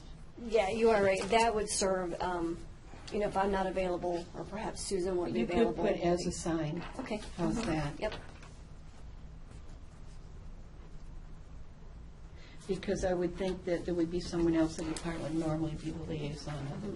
If someone from, like, Bill came up, for example, when I wasn't available, then that Bill can talk to Yeah. that person and say, what's Jan's calendar look like? So or it would whatever. not be a primary responsibility, but an assigned Right, responsibility. Yeah. Yeah. Are there any other changes? No, I thought it was very good, Jan. You put a lot of time into this. I could tell. Thank you. Thank you. Yeah, this, it's a really important position, with a department of 3 people. Right now, it's just Susan and I, two people. But hopefully we all have take ownership and our responsibility in our HR department. So hopefully we get this filled, which I will talk about in the exec session, Okay. along with those items. Okay. Do we need an executive session today? Yeah. Yes, we do, for employment matters. Okay. Now, do Such as like hiring, firing, or what, the whole thing? Yeah. Okay. Hiring and firing? Well, not firing. Okay. Okay. I make a motion we go into executive session for personnel hiring. Is it just hiring? No. No, it has to be more than, it has to be broader. Hiring. You can read from the one on, what number is it? Okay. G1. Yeah. C1, D1? Better on employment matters. Did you say D1 or G, D1? like George. Pardon? G1, to consider the appointment, employment, dismissal, discipline, promotion, demotion, compensation, investigation of charges, complaints. What are we doing? Yeah, that's what you're going to need to specify, just list them all and then. Yeah. Okay. Do you want me to list them all? Yeah. Off? Okay. I'll second the motion.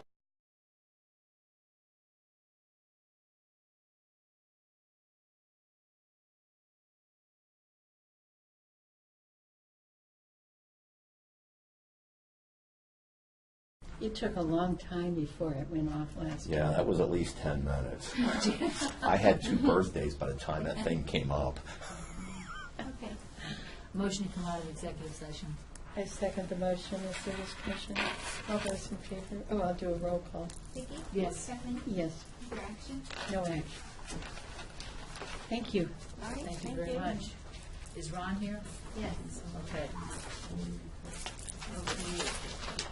Now, let's see. Do we have something in our packet that seems to Yeah, me there we is. do? There is. We need to call him already, right? Yes, so much. Yeah, let's do it during the lunch. I've got to go over for an interview at NDS. At what time? 12. Okay, well, we'll leave here, then and we'll finish up in about 15 minutes. I saw something from Ron, because I did too. Here it is, I got it.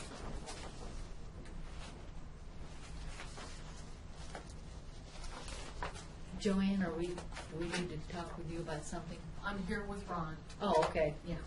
All right. Okay, what does it look like? It's got this. Oh, on it. yeah, okay, I remember that. You know, this packet was really put together was, well, because it there was so was. much stuff, and it was just so organized. That's nice. Happy New Year, Ron. But when I was reading. And to it, you I all couldn't too, even for both of difference. you, and three of you, are we still in executive session? No. We're recording. Do you want to go into executive session to talk about your building department negotiations? Yes. We probably need to, yes. Would you make a motion? Yes, a motion to go into executive session regarding contract negotiations, or? Yeah. Okay. I second the motion. We'll have a roll call, please. Yes.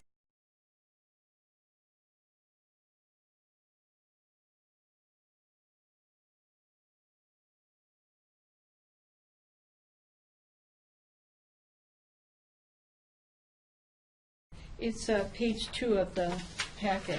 Looks like this. Okay, do you want to go ahead and, are we on? Okay. Motion to exit executive session? I'll second the motion. I'll have a roll call. Vicki? Yes. Kathleen? Yes. Is there action? Yes.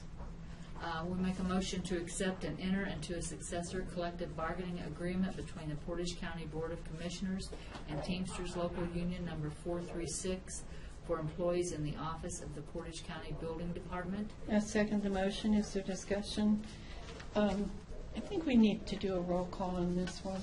Okay, Vicki? Yes. Kathleen? Yes.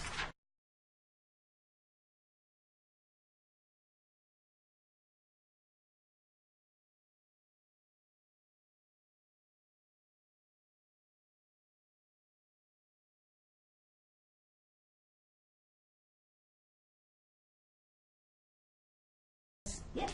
Okay, we'll proceed with the discussion items. I believe we're on number 6.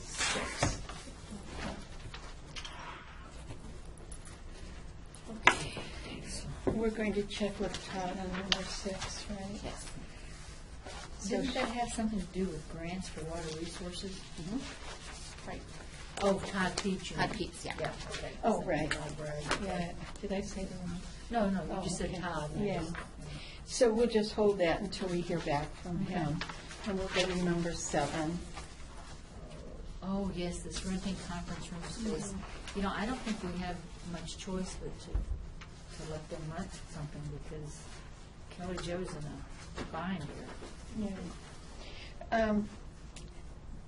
I noticed that they chose the one that was not the cheapest one, but Well, I think they sometimes- like the space better. Well, So, and price is always a consideration, but Right. obviously there's other Yeah. considerations too, so. but if you want to, we can go ahead and journal entry the recommendation that she made. Sure, I think Okay. I trust your judgment. Initially, I thought, don't we have any space, but I guess I Well, talked to you know, them. I No, we think, don't. I think right for the moment, because it's right now. It's right now, right. We have to do this for Sure. 1 year, I would think. She has 6 months. 6 months. 6 months would be Right. good. In the meantime, we really do need Be to look thinking at about- her space, because they have a lot of space. It's just not Within utilized. their own department, but they're broken up into little Yeah. pieces.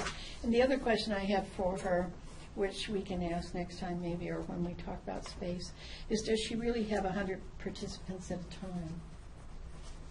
Because, Is it 800 a week, did you, or A how many? month. She A says she month, deals with 800. 800 clients. A month, yeah, I'm sure she wouldn't put 100, but it'd be the up to 100. Yeah. So if there were times where she had fewer, she might schedule it somewhere else, but this would be a good temporary solution Yeah. anyway.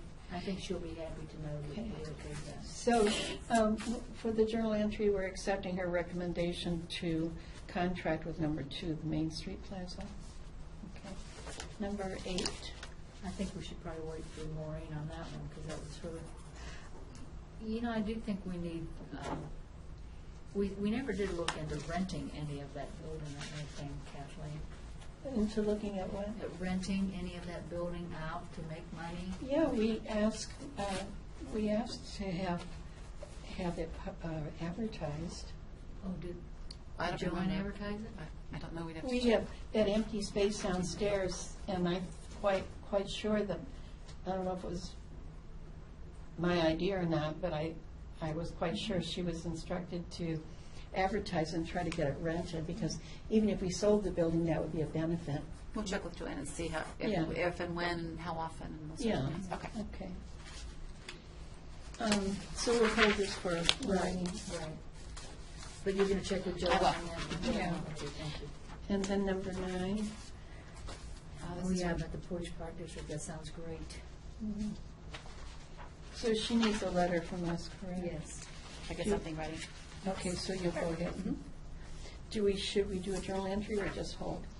She doesn't say how quickly she needs it. January 13th, the application's due, so I can bring it back to you on the 7th. Okay. Okay. Good enough, thanks.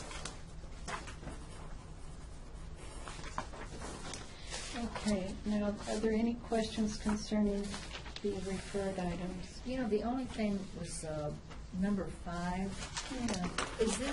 Is this something, I don't know, are the changes weren't highlighted or anything, and I wasn't sure, wait, it's not number 5. It's Yeah, number- I think it was number 5. At least I had a question about number 5. This, we got a summary judgment. Okay, yeah, that's what it was. You talked to Denise about that this morning. So this is good news, right? Right. It's gobbledygook to me, but Denise talked with you about it this morning, didn't she? No. Nikki had sent an email and copied all of you and said, I don't know what this is, went to Jeff Kay. Yes. That this is that piece, And then this is that put your- document. Oh, okay. Yes, a lot of legalese. Yeah. Okay, so the case is over. I don't think so. This is the Brugmans, they're Yeah. being sued separately, I think. Uh-huh. So your case is not over, I don't Ours believe. concerning what? The Roar East subdivision? Oh, that's a whole separate thing. This This is is the- only about the trees, right? No. This is the Roar East lawsuit. What? Are we on This the is same Roar page? East, same thing. Yeah, this is Roar East. Brugman is Yeah. one of the people who own property around it, and they were sued separately, I think. Oh, okay, Yeah. okay. So we'll put it with Denise's Yes. stuff for next time. She may have talked with you about it this morning. She didn't. No. Is there anything else on? You know, on that number 4, that, you know, I've read that, and I'm not sure, I guess the prosecutor asked for an opinion or something, and does that mean, I don't even know why we got that. This is Stark County prosecutor. Yeah, but I think maybe someone had asked for that? I don't think we did, but Oh. when it comes in, we put it on. We sent it I to see. Denise and Okay. to Todd. I wasn't sure if it had any ramifications for the Okay. budget, so I sent it to Todd. Okay. Well, I didn't understand, that's fine. Information. Did you have any question about the information only? On number 3, has the journal entry been done for this? This was where Janet was supposed to do a journal entry. I Well, think. I'm not sure if it, because of the timing, if it went or not. Yeah. But this went to Janet, of course. Well, This did go to Janet, Yeah. right directly from. so we don't need to do GBFM. anything? No. Mm-mm. Okay. And then we'll hold on the journal entries for a little bit, yeah, and go to, please add to your agenda. Sorry, I have not looked at that.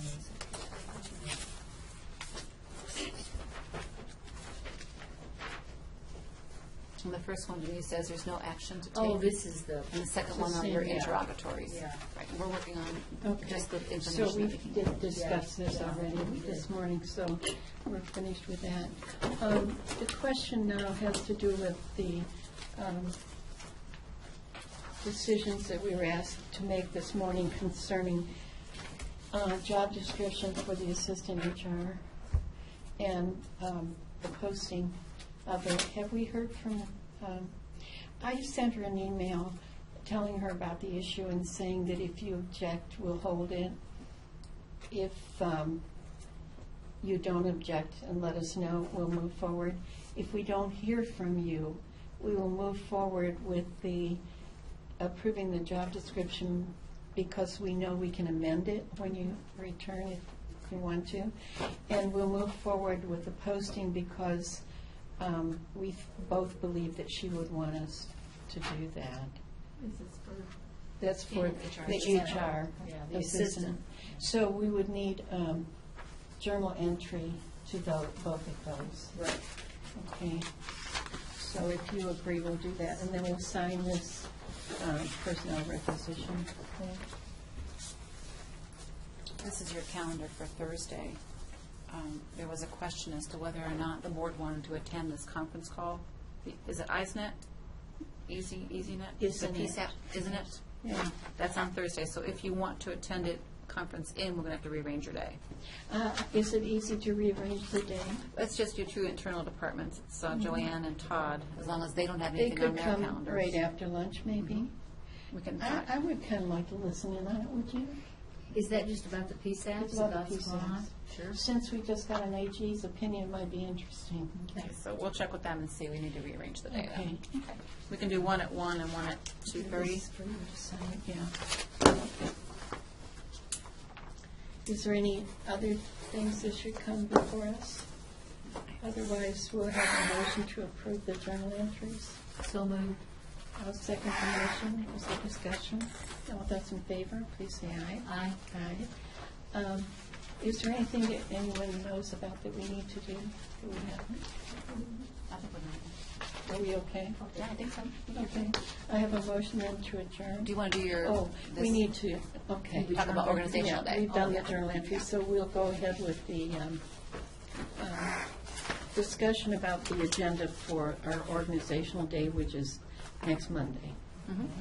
And going from the top, the nominations for, and of resolutions for president, vice president, clerk, acting clerk, and fixing the days and hours of regular meeting are all pretty routine. This is number 5, that's one stop there. Yeah. We were talking this morning about making all your meetings Yeah. regular, so I don't know how you want it to be worded, and I have not passed this by Denise yet. So this is different than the What one we'll you do have. is make a suggestion, and then you can check with Denise, Absolutely. and hopefully we'll get Maureen's input also.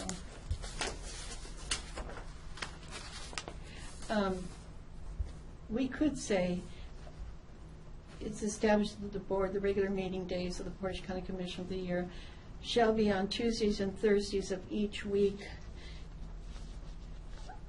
unless the commissioners call regular meeting for another day, or I don't know how to word it, but we would like to have it so that any meeting that we might call, certainly there would be advance notice to the press, and we would schedule it, but it would be a regular meeting, not a special meeting.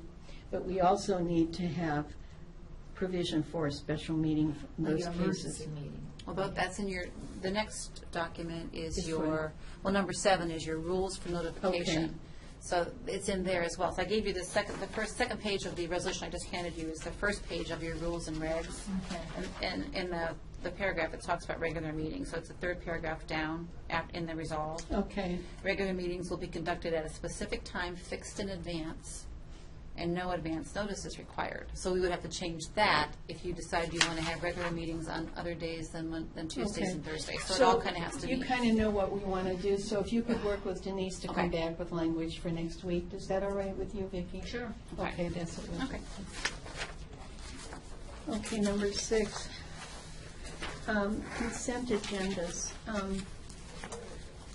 Could we go to that one that's recommended here in the packet?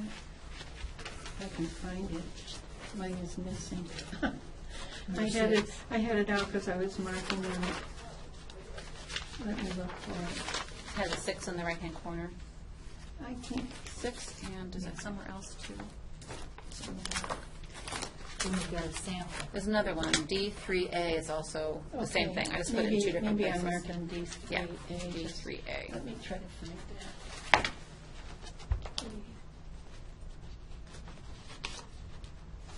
I must have pulled that. You want mine? 'Cause I have. Well, I had mine marked, Oh. so that's why. Let me look, just Sure. give me a few minutes to look. And did you want to start at 9 o'clock, or do you still want to keep it at 9:30? Because Maureen was saying, while you were both on vacation, that she might prefer a 9 o'clock start, if that would be That'd be good for the fine. board. That'd be That's fine. fine Is it? with me. Okay.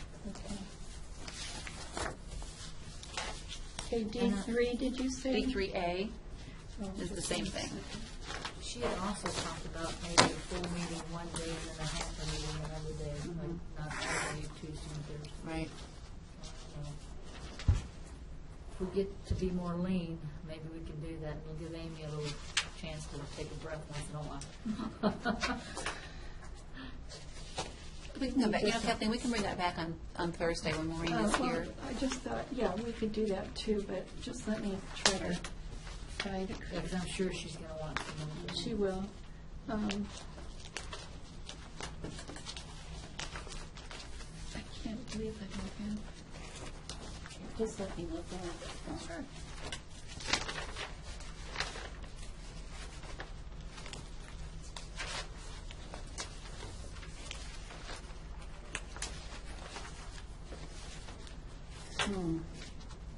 This is so frustrating. Normally I'm organized, but we have so much. And what I did was I separated some things. Packet.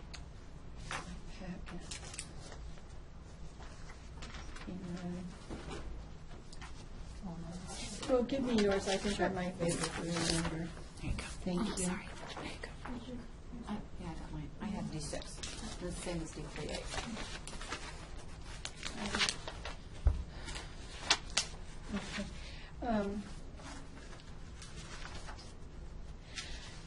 On the list of things that would be in the consent agenda, some of them concern me mainly because they're so critically important that if we're very diligent with the consent agenda and really read through it, I don't worry about it. But lots of times, because it's all routine stuff, the temptation is just to glance at it and say, yeah, we can do that, without really being aware. So anything that would have, like staff appointments requiring board confirmations, reports providing information only is fine. Correspondence requiring no action is fine. Appointments to committees, I'm not sure that's so routine because Well, what would happen in We my mind, advertise. you would get the responses saying, I want to serve, and you would tell us, prepare a resolution. So these are, in my mind, things that only come to the board already. Right. So you Well, would, since you're going to be making the consent agenda, you would pull out anything that you thought we exactly. might. And then you would have to catch the rest if you think it's something. Yeah. But in my mind, you're going to already know that the dog warden wants to buy a vehicle because he would have already been here. And then the resolution is on the consent agenda, not the decision to move forward, is the way I think it should work. Is that what you're thinking? Yeah. Yeah, I was really worried about one of them, and I'm trying to remember which one. Approval of staff retirements, that's fine, that's routine. They've retired, But hires and terminations, transfers and promotions, those are not, we should look at those, right? Again, You're going to sign something. I think that they wouldn't terminate until they talk with the board. So if they want to terminate someone, they have to come to the board and Right. talk to you because no one can terminate except the board. Right. So I'm thinking that I'm thinking that you're going to have to send a letter out to your leadership team saying this is our new plan. Please do not bring us anything on a consent agenda that we need to talk with you about. I think it's just teaching everybody what you want and how you want it. And I think that'll be such a relief to have a consistent. Well, we're taking out an awful lot anyway, if you look at this list. But when it comes to hiring people, for example, if, What number is that, Kathleen? that's no. It's on the second page of your It's the your 1, draft. 2, 3, 4, 5, 6. It's number 6. Are you on Dots 6? from the bottom. You on 6? Yeah. 6th page. She's looking at all of the items that, for example, this is just a listing. And again, Kathleen, if I want to hire somebody, I've got to come to the board and say, do I have permission, is the job description okay? Do I have permission to post? So you will already know. And then they come to you with, You know what I would like to get away from is like Job and Family Services coming up here and reading 10 to 15 things to us, because I feel if Kelly Jo thinks this is the person that needs to be hired, I don't know if it is or not. We're going to say yes. So I don't think they need to read those to us. Is that what we're talking yes, about? the last step, the final Okay, step, right. not all the steps leading up to it, where you're okaying Right. a new position Right. or Yeah. all of those sorts of things. But I think it's going to be how you roll it out to leadership to say, this is what we expect of you. But I would never want a staff, if the authority lies with us, it will come to our table. If the authority lies with the department head, it won't come to us. Right. I don't want to ever give the impression or the message that anytime they recommend anything, we're going to rubber stamp it, because the responsibility legally is here, so we have to take that responsibility. When she comes with those long lists that we just have a big turnover all the time in that department. If we've done that in committee, or know ahead of time, then it could go, what you're saying, it could go onto the consent agenda, but if it's the first time we've heard it, Well, it is always the first time we've heard it as far as. For a hire, the Yeah. last step of the hire, Right. but all along, you have to sign the forms, Right. those sorts of things. So there's a series of steps that are taken when you hire, when you want to terminate, you can't terminate without discipline. No one can take money away from one of your employees without your permission. I mean, there's all for kinds. example, terminations. Let's say one of our department heads decided that they were going to terminate someone. This is really serious because there's a potential for a lawsuit always. And so if they put it in the consent agenda and we didn't really pay close attention to it, we might pass it. So those kinds of things, the termination, the retirements, I don't have a problem with that. They're retiring. But hire and termination and even transfers and promotion, because promotions means an increase in wage. Those things are too important. I think they should come up separately. But that's just my opinion. So when Maureen comes, we will talk about it. Yeah, because my opinion of that is we've never, I don't think, told Kelly Jo not to hire somebody, or, we've always just agreed with what, because I think she knows better than we do for people. Well, it's not a question of who's the smartest or best or anything like that. It's a question of whose responsibility is it. I have a responsibility that comes to my table. I'm the one responsible for approval or not. I can take her advice, which I usually do because I think if I read, but I don't just blindly take her advice. I look to see what she's presented. Well, we're gonna see the stuff, right? I mean, It'll all that's be not gonna be attached. taken away from Yeah. us. Right. Well, you can Yeah. talk about it again. We Yeah. can pull that piece out, and you can put it back in at some other time if you decide that it's working well. Okay. Was that it, Kathleen, the only thing? Yeah, that was the only one really that I was concerned about. And so then going on to number 7, we want this done in such a way, working with Denise, that we're not vulnerable. This is a little bit different than what you've done in the past, because we're taking out the requirement that we advertise in the Record Courier. Okay. Remember, we talked about that, Kathleen? We Yeah. said we're going to go to electronic notices, and that's what this is. So this is a little bit different than you've seen in the past. Somehow I mislaid 7 too, must be that was another one I had a question about. Could I look at yours, please? Thank you. Okay? She has one for you, I'll give this right back.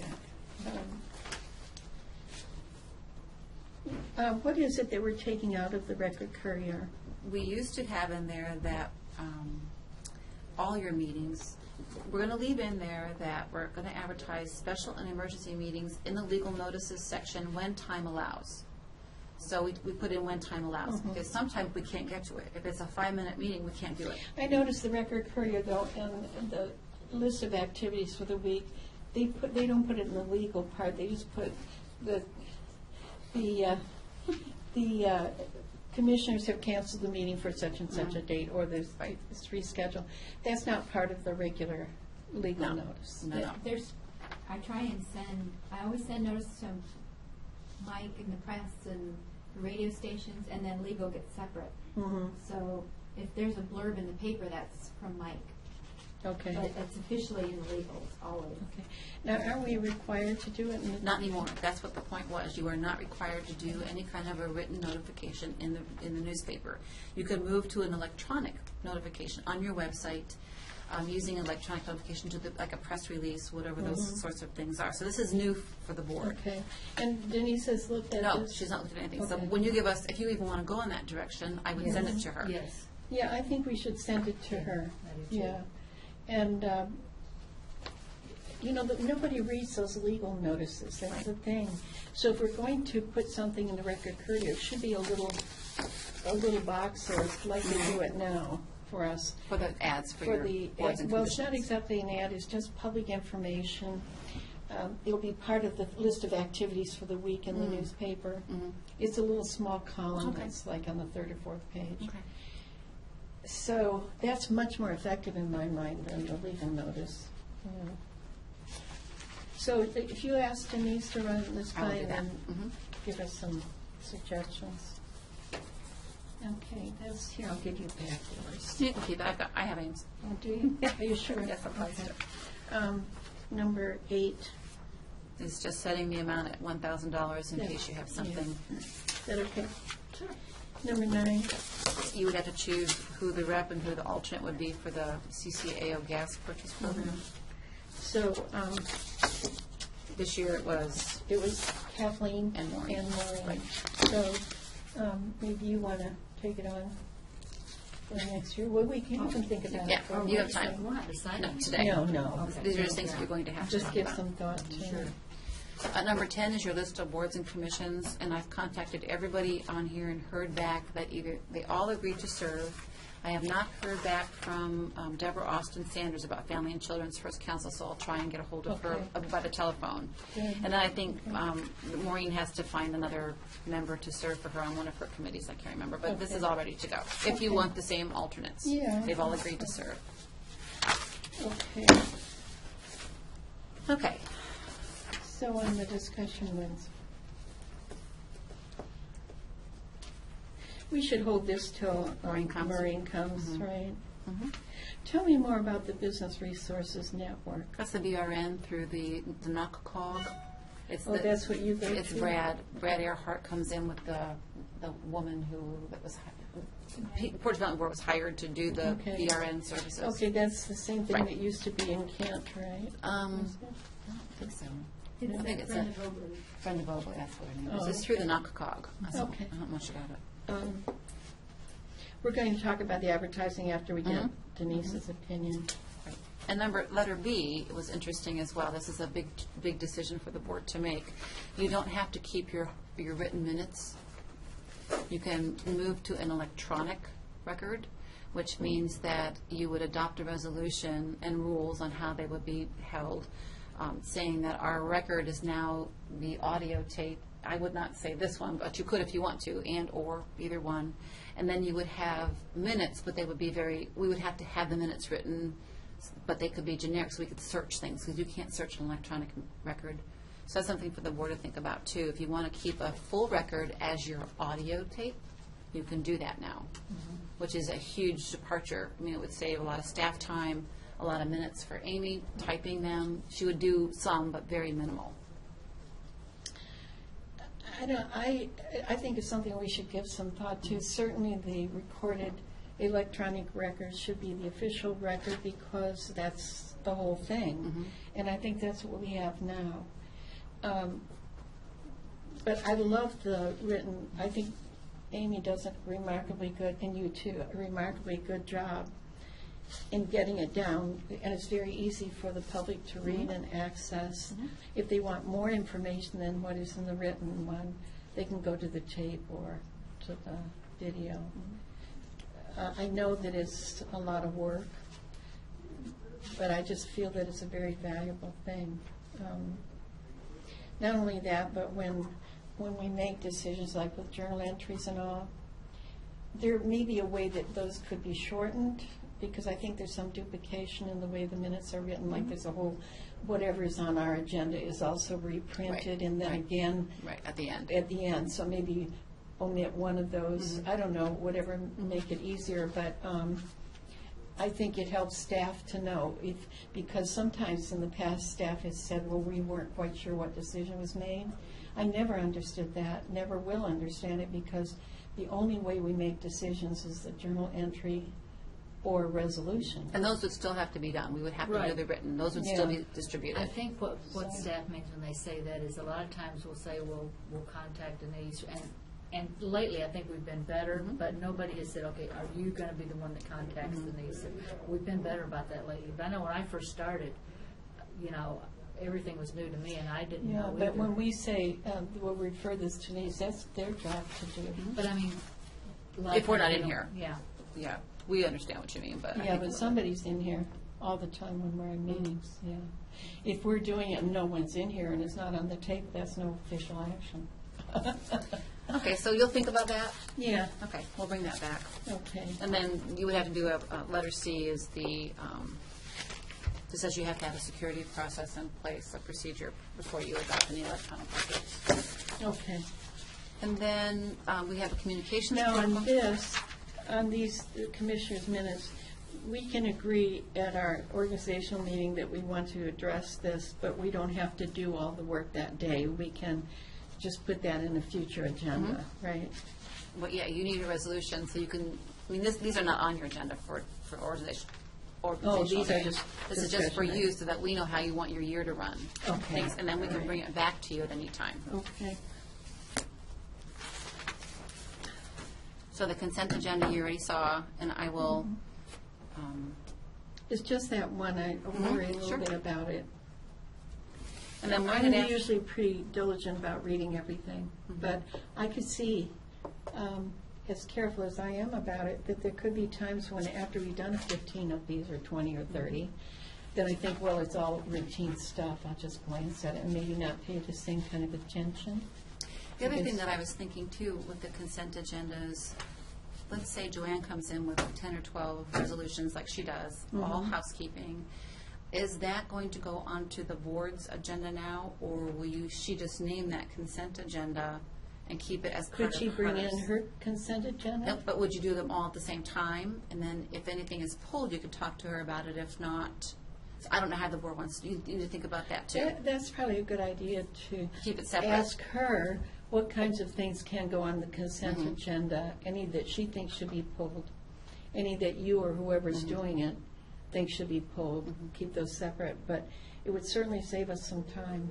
No, I mean, if Joanne comes in with 11 items, she would have two parts of her agenda now. The first part would be the consent agenda, and the second part would be her discussion. So I guess my question would be, do we pull Joanne's consent agenda items onto the larger consent agenda, or will you just approve them with one motion and a second and a vote, and then only pull from Joanne's agenda what you have questions about? I think she could turn in her consent agenda to you, and you could put it on You our would- consent okay, that's what you would, agenda. yeah. I And think if it would we be take easier, them wouldn't it? off, yeah. I don't know if it would be easier or not. Okay. I We haven't. can experiment with it, Yeah. but if we pull one out, they should be on one major. One, okay, Yeah. so it's all one, okay. And she won't put on that if there are things she thinks Exactly. should be discussed. That's why it's important for you to send a memo out or talk to your leadership Yeah. team about what it is you want. Yeah, we have to talk to them. If we decide to move on this, it doesn't have to be done on day Right. one. We Right. could set a date when Right. we want to accomplish it. And we'll have a chance then to have a leadership meeting and explain what the consent agenda is Right. and why we want to try this. And if it's not working, we can always change back. But Okay, Maureen had asked us to come up with a protocol, communications protocol, so I've given you this version of it. It's the first time you're seeing it. Maureen saw it already, so we can put that back on as well on Thursday. Okay. She also asked me to create some kind of a form, a checklist for departments that's got a number 1 in the corner. Looks like this. Yeah, you have it. Do you have yours? This is, think I did. you have to go way back. Keep Way going, back. way back, yeah. There's your I found D3. 3A. Is that the one you marked up? Probably not. Looks kind of. Yeah, it Oh, probably it is. is. No, it isn't. Yeah, I gave it to you twice. Yeah. So what is that? It's number. It's got a number I didn't see 1. Keep going. You just keep on going back. There's D3A right there. that. Yeah. She just put that there. That She's was looking for hers. 6. Oh, I Yeah. loaned it to her, gave it to me. And that's the electronic record, so that's not it either. It's behind that. This is what's behind it. And even behind that, there should be more. I feel terribly disorganized right now. Well, if you let me look at yours. It's just a form, a simple form that each department would use. Thanks, Amy.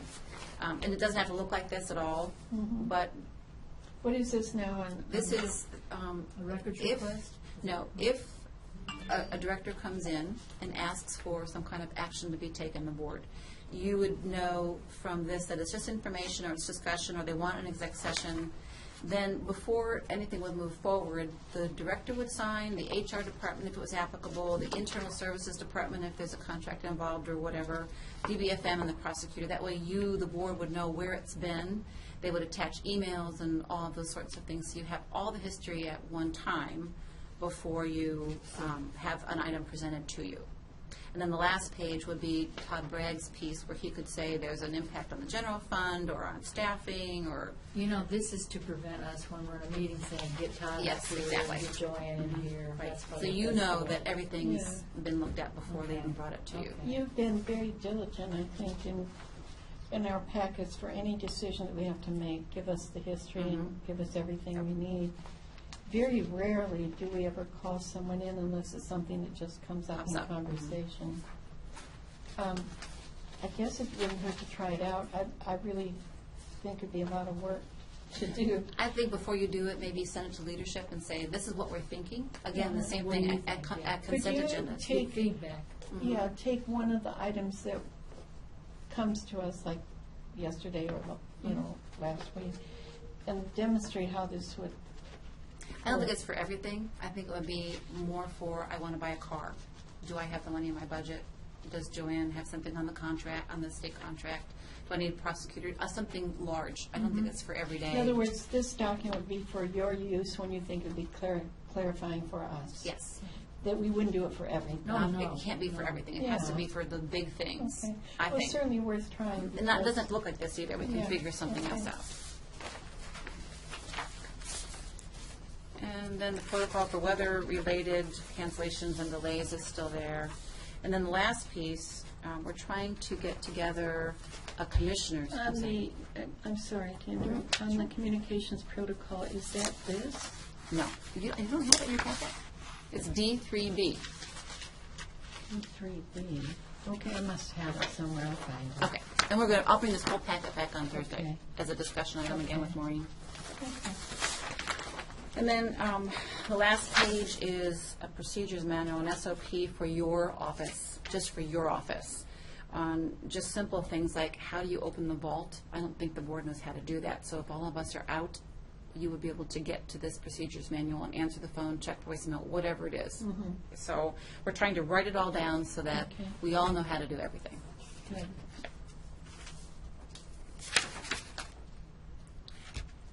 That's on the lean one. Yeah. Okay. It sounds good. Yeah. On the communications protocol, is it the same one that we had the long time Maureen made ago? some changes to that one. She asked me to pull some things out. I can give you mine because I don't need to. I will just Okay. make another copy. She changed it, did you say? I think she took out, I can't remember what she did, but it's very similar. Yeah, when the first one came through, I'll tell you what my concern was about the first one. I feel that we hire professionals, and out of respect for their professional training and everything, I think we have to be very careful in what kind of instruction we give them. For example, we would not say to our key professional staff, remember now you have to come in on time. You know, that kind of thing, preachy,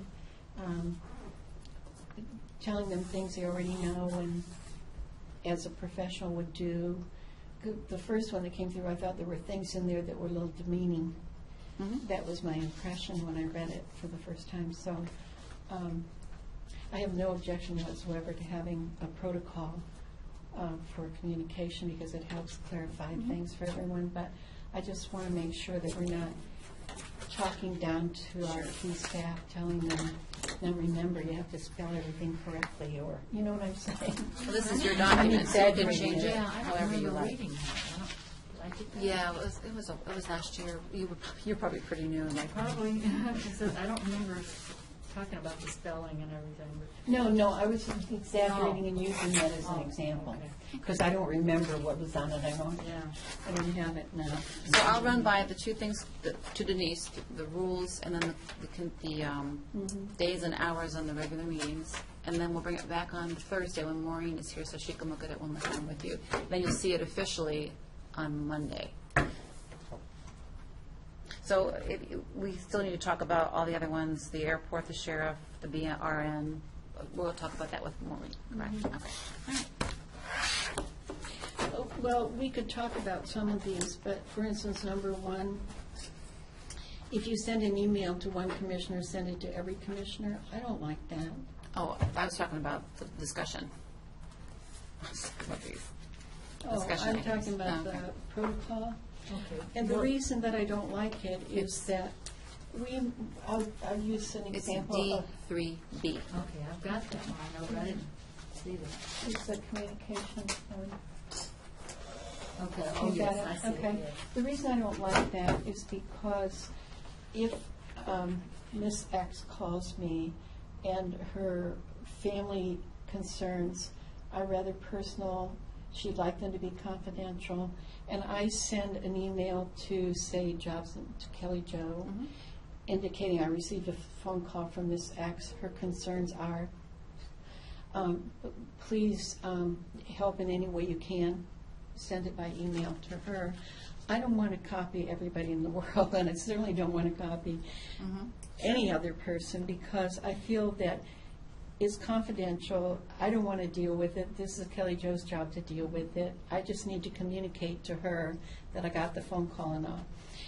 The other thing, if I have a question about any of the stuff that comes to me, and I call Todd Wright, for instance, can you explain to me what this means?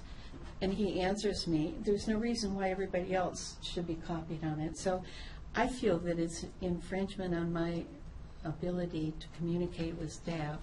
I don't like it. I think where this came up is not necessarily what you're talking about, but like, one of us would receive something, and Deb and Amy didn't receive it, because I know, I was out of the office, I The think. EMA discussion was where it really Yeah, came yeah. through, because I you was were getting- asking us for documents that we did not Yeah. have. So we're not talking about those kinds of issues, Right. because I think you're exactly But right. what you're saying, though, in this policy is that if, I'll pretend like Todd is here.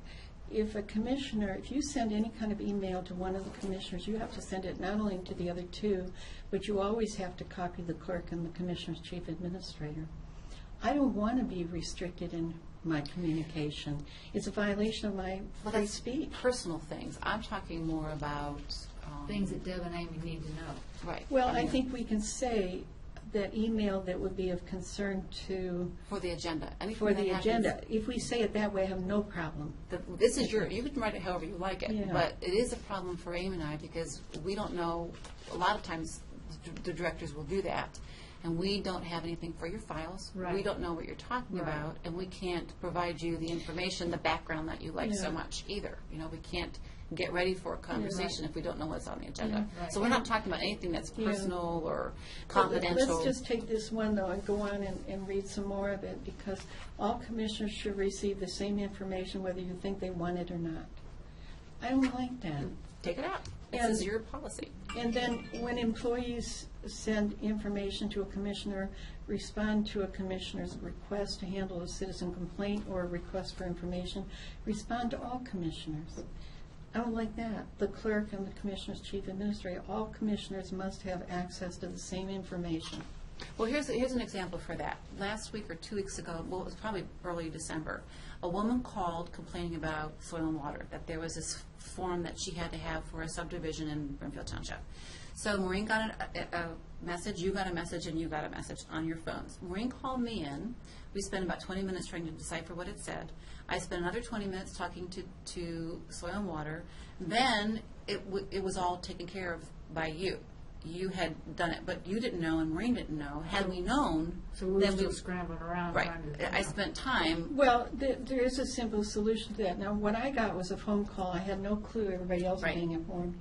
And I just simply sent it to Jeff. He took care of the problem. It was all done in a very brief period of time. Then later I learned that it had been sent to everyone. Well, the way we can solve that problem is when someone's calling us, and I'm starting to do that more now after I've seen this kind of thing happen, is ask the person who's calling in, have you contacted other commissioners or anyone else to assist with this? And then if they say, yes, I have, then copy those people or everyone. But I just think there'd be more confusion if everyone is copied on everything. I don't like it. It bothers me a lot. It's a violation of our free speech rights. The other thing is, and I'm sounding really awful, but this is, I feel very strongly about this. And then to put in bold and cursive, this is our #1 commissioner's protocol. Please note that you may not request or receive direction by way of email communication. Direction will be given by the commissioner's room only. What's that about? I mean, I don't understand that. There's been times when a director has asked the board for permission to do something, and they get 2 yeses and they go with it, and then it becomes a problem. I can't Well, think of any. I can think of that example. It's only happened since I've been here maybe once, maybe twice, but I can only think of one. We had made the decision to close the building because of a snowstorm. Someone came up, I think it was Bill Schultz, what am I saying? Bill Steiner, came up and said this was a problem for his staff. And Maureen was there and I was there. I don't think you were there, but you may have been. And he wanted to have a different provision than what we had directed. And I know Maureen and I both agreed that that was correct, that, okay, you can do that. So he did it. Then the press called because they wanted to know why people who are out in the cold weather have to go to work. Those people who are in the nice warm buildings don't have to go to work because of bad weather, that kind of thing. So that was a big to-do. There's good answers for that, but evidently it caused some problems. But those are rare occasions. I mean, I just think we should look at that first paragraph and think very serious about whether we really want to do that, because it's a violation of our free speech I will not have my hands tied behind my back and be required to copy anyone on anything. I'll copy those people that I think need to know. I'm not going to be obliged to copy the clerk or the administrator if it's something that I think is fairly personal and confidential with the client Sure. is calling in. And There's I don't think we exceptions. should instruct staff that they have, I mean, we shouldn't tie their hands behind their back either.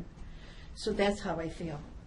Well, and I understand, you're talking about personal stuff, I understand. I think though what, maybe we need to word it differently. I think what is trying to be addressed here are the unnecessary steps that have been taken in the past of you not knowing and me not knowing. And I think I caused some of this problem.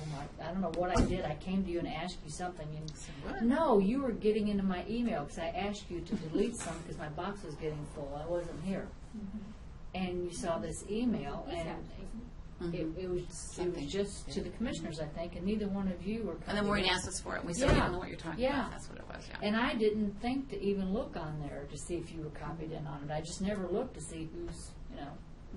And it caused them a lot of extra work, and I think that's what brought this on, you know. So somehow if you can do some kind of wording that would Right. allow for those circumstances too. Because we Exactly. print them for you. and Let's we- try to reword this, Sure. because the way it is now Sure, this is your policy. is really worrisome. And what worries me more than anything else is that sometimes people will look at this and the two will agree, yeah, let's do this.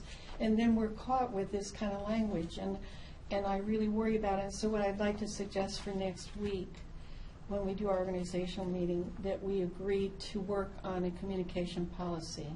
Sure. And then take more time, so we don't have to do it next Well, week. we weren't supposed to make a decision today. I think Debbie was No. going to bring it. That's not going to be on your agenda for organizational day either, no. But I do think it's something that we should work on, and I really want to make it easier, and things that you two need to know, absolutely, because it makes it easier for us.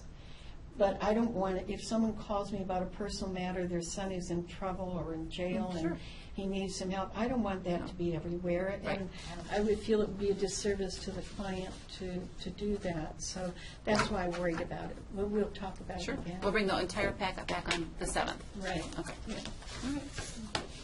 I'm just going to say that. Okay. Save some paper. Well, I'll try to get my packet organized so that when I come next week, you'll do a new one for me. Oh, yeah, I right? will, absolutely. Yeah. You bet. Okay. You can have this back if you Board of want. County Commissioners generally, this is just something It's that just we back need to up. read. Yeah. No, you don't have to read it if you don't want to. But you can if you want. Is there anything else that should come before our meeting today? I'm going to go home and sort things. Stack of paper. Okay, I could have a motion to adjourn. I'll make a motion to adjourn. A second the motion. All those in favor?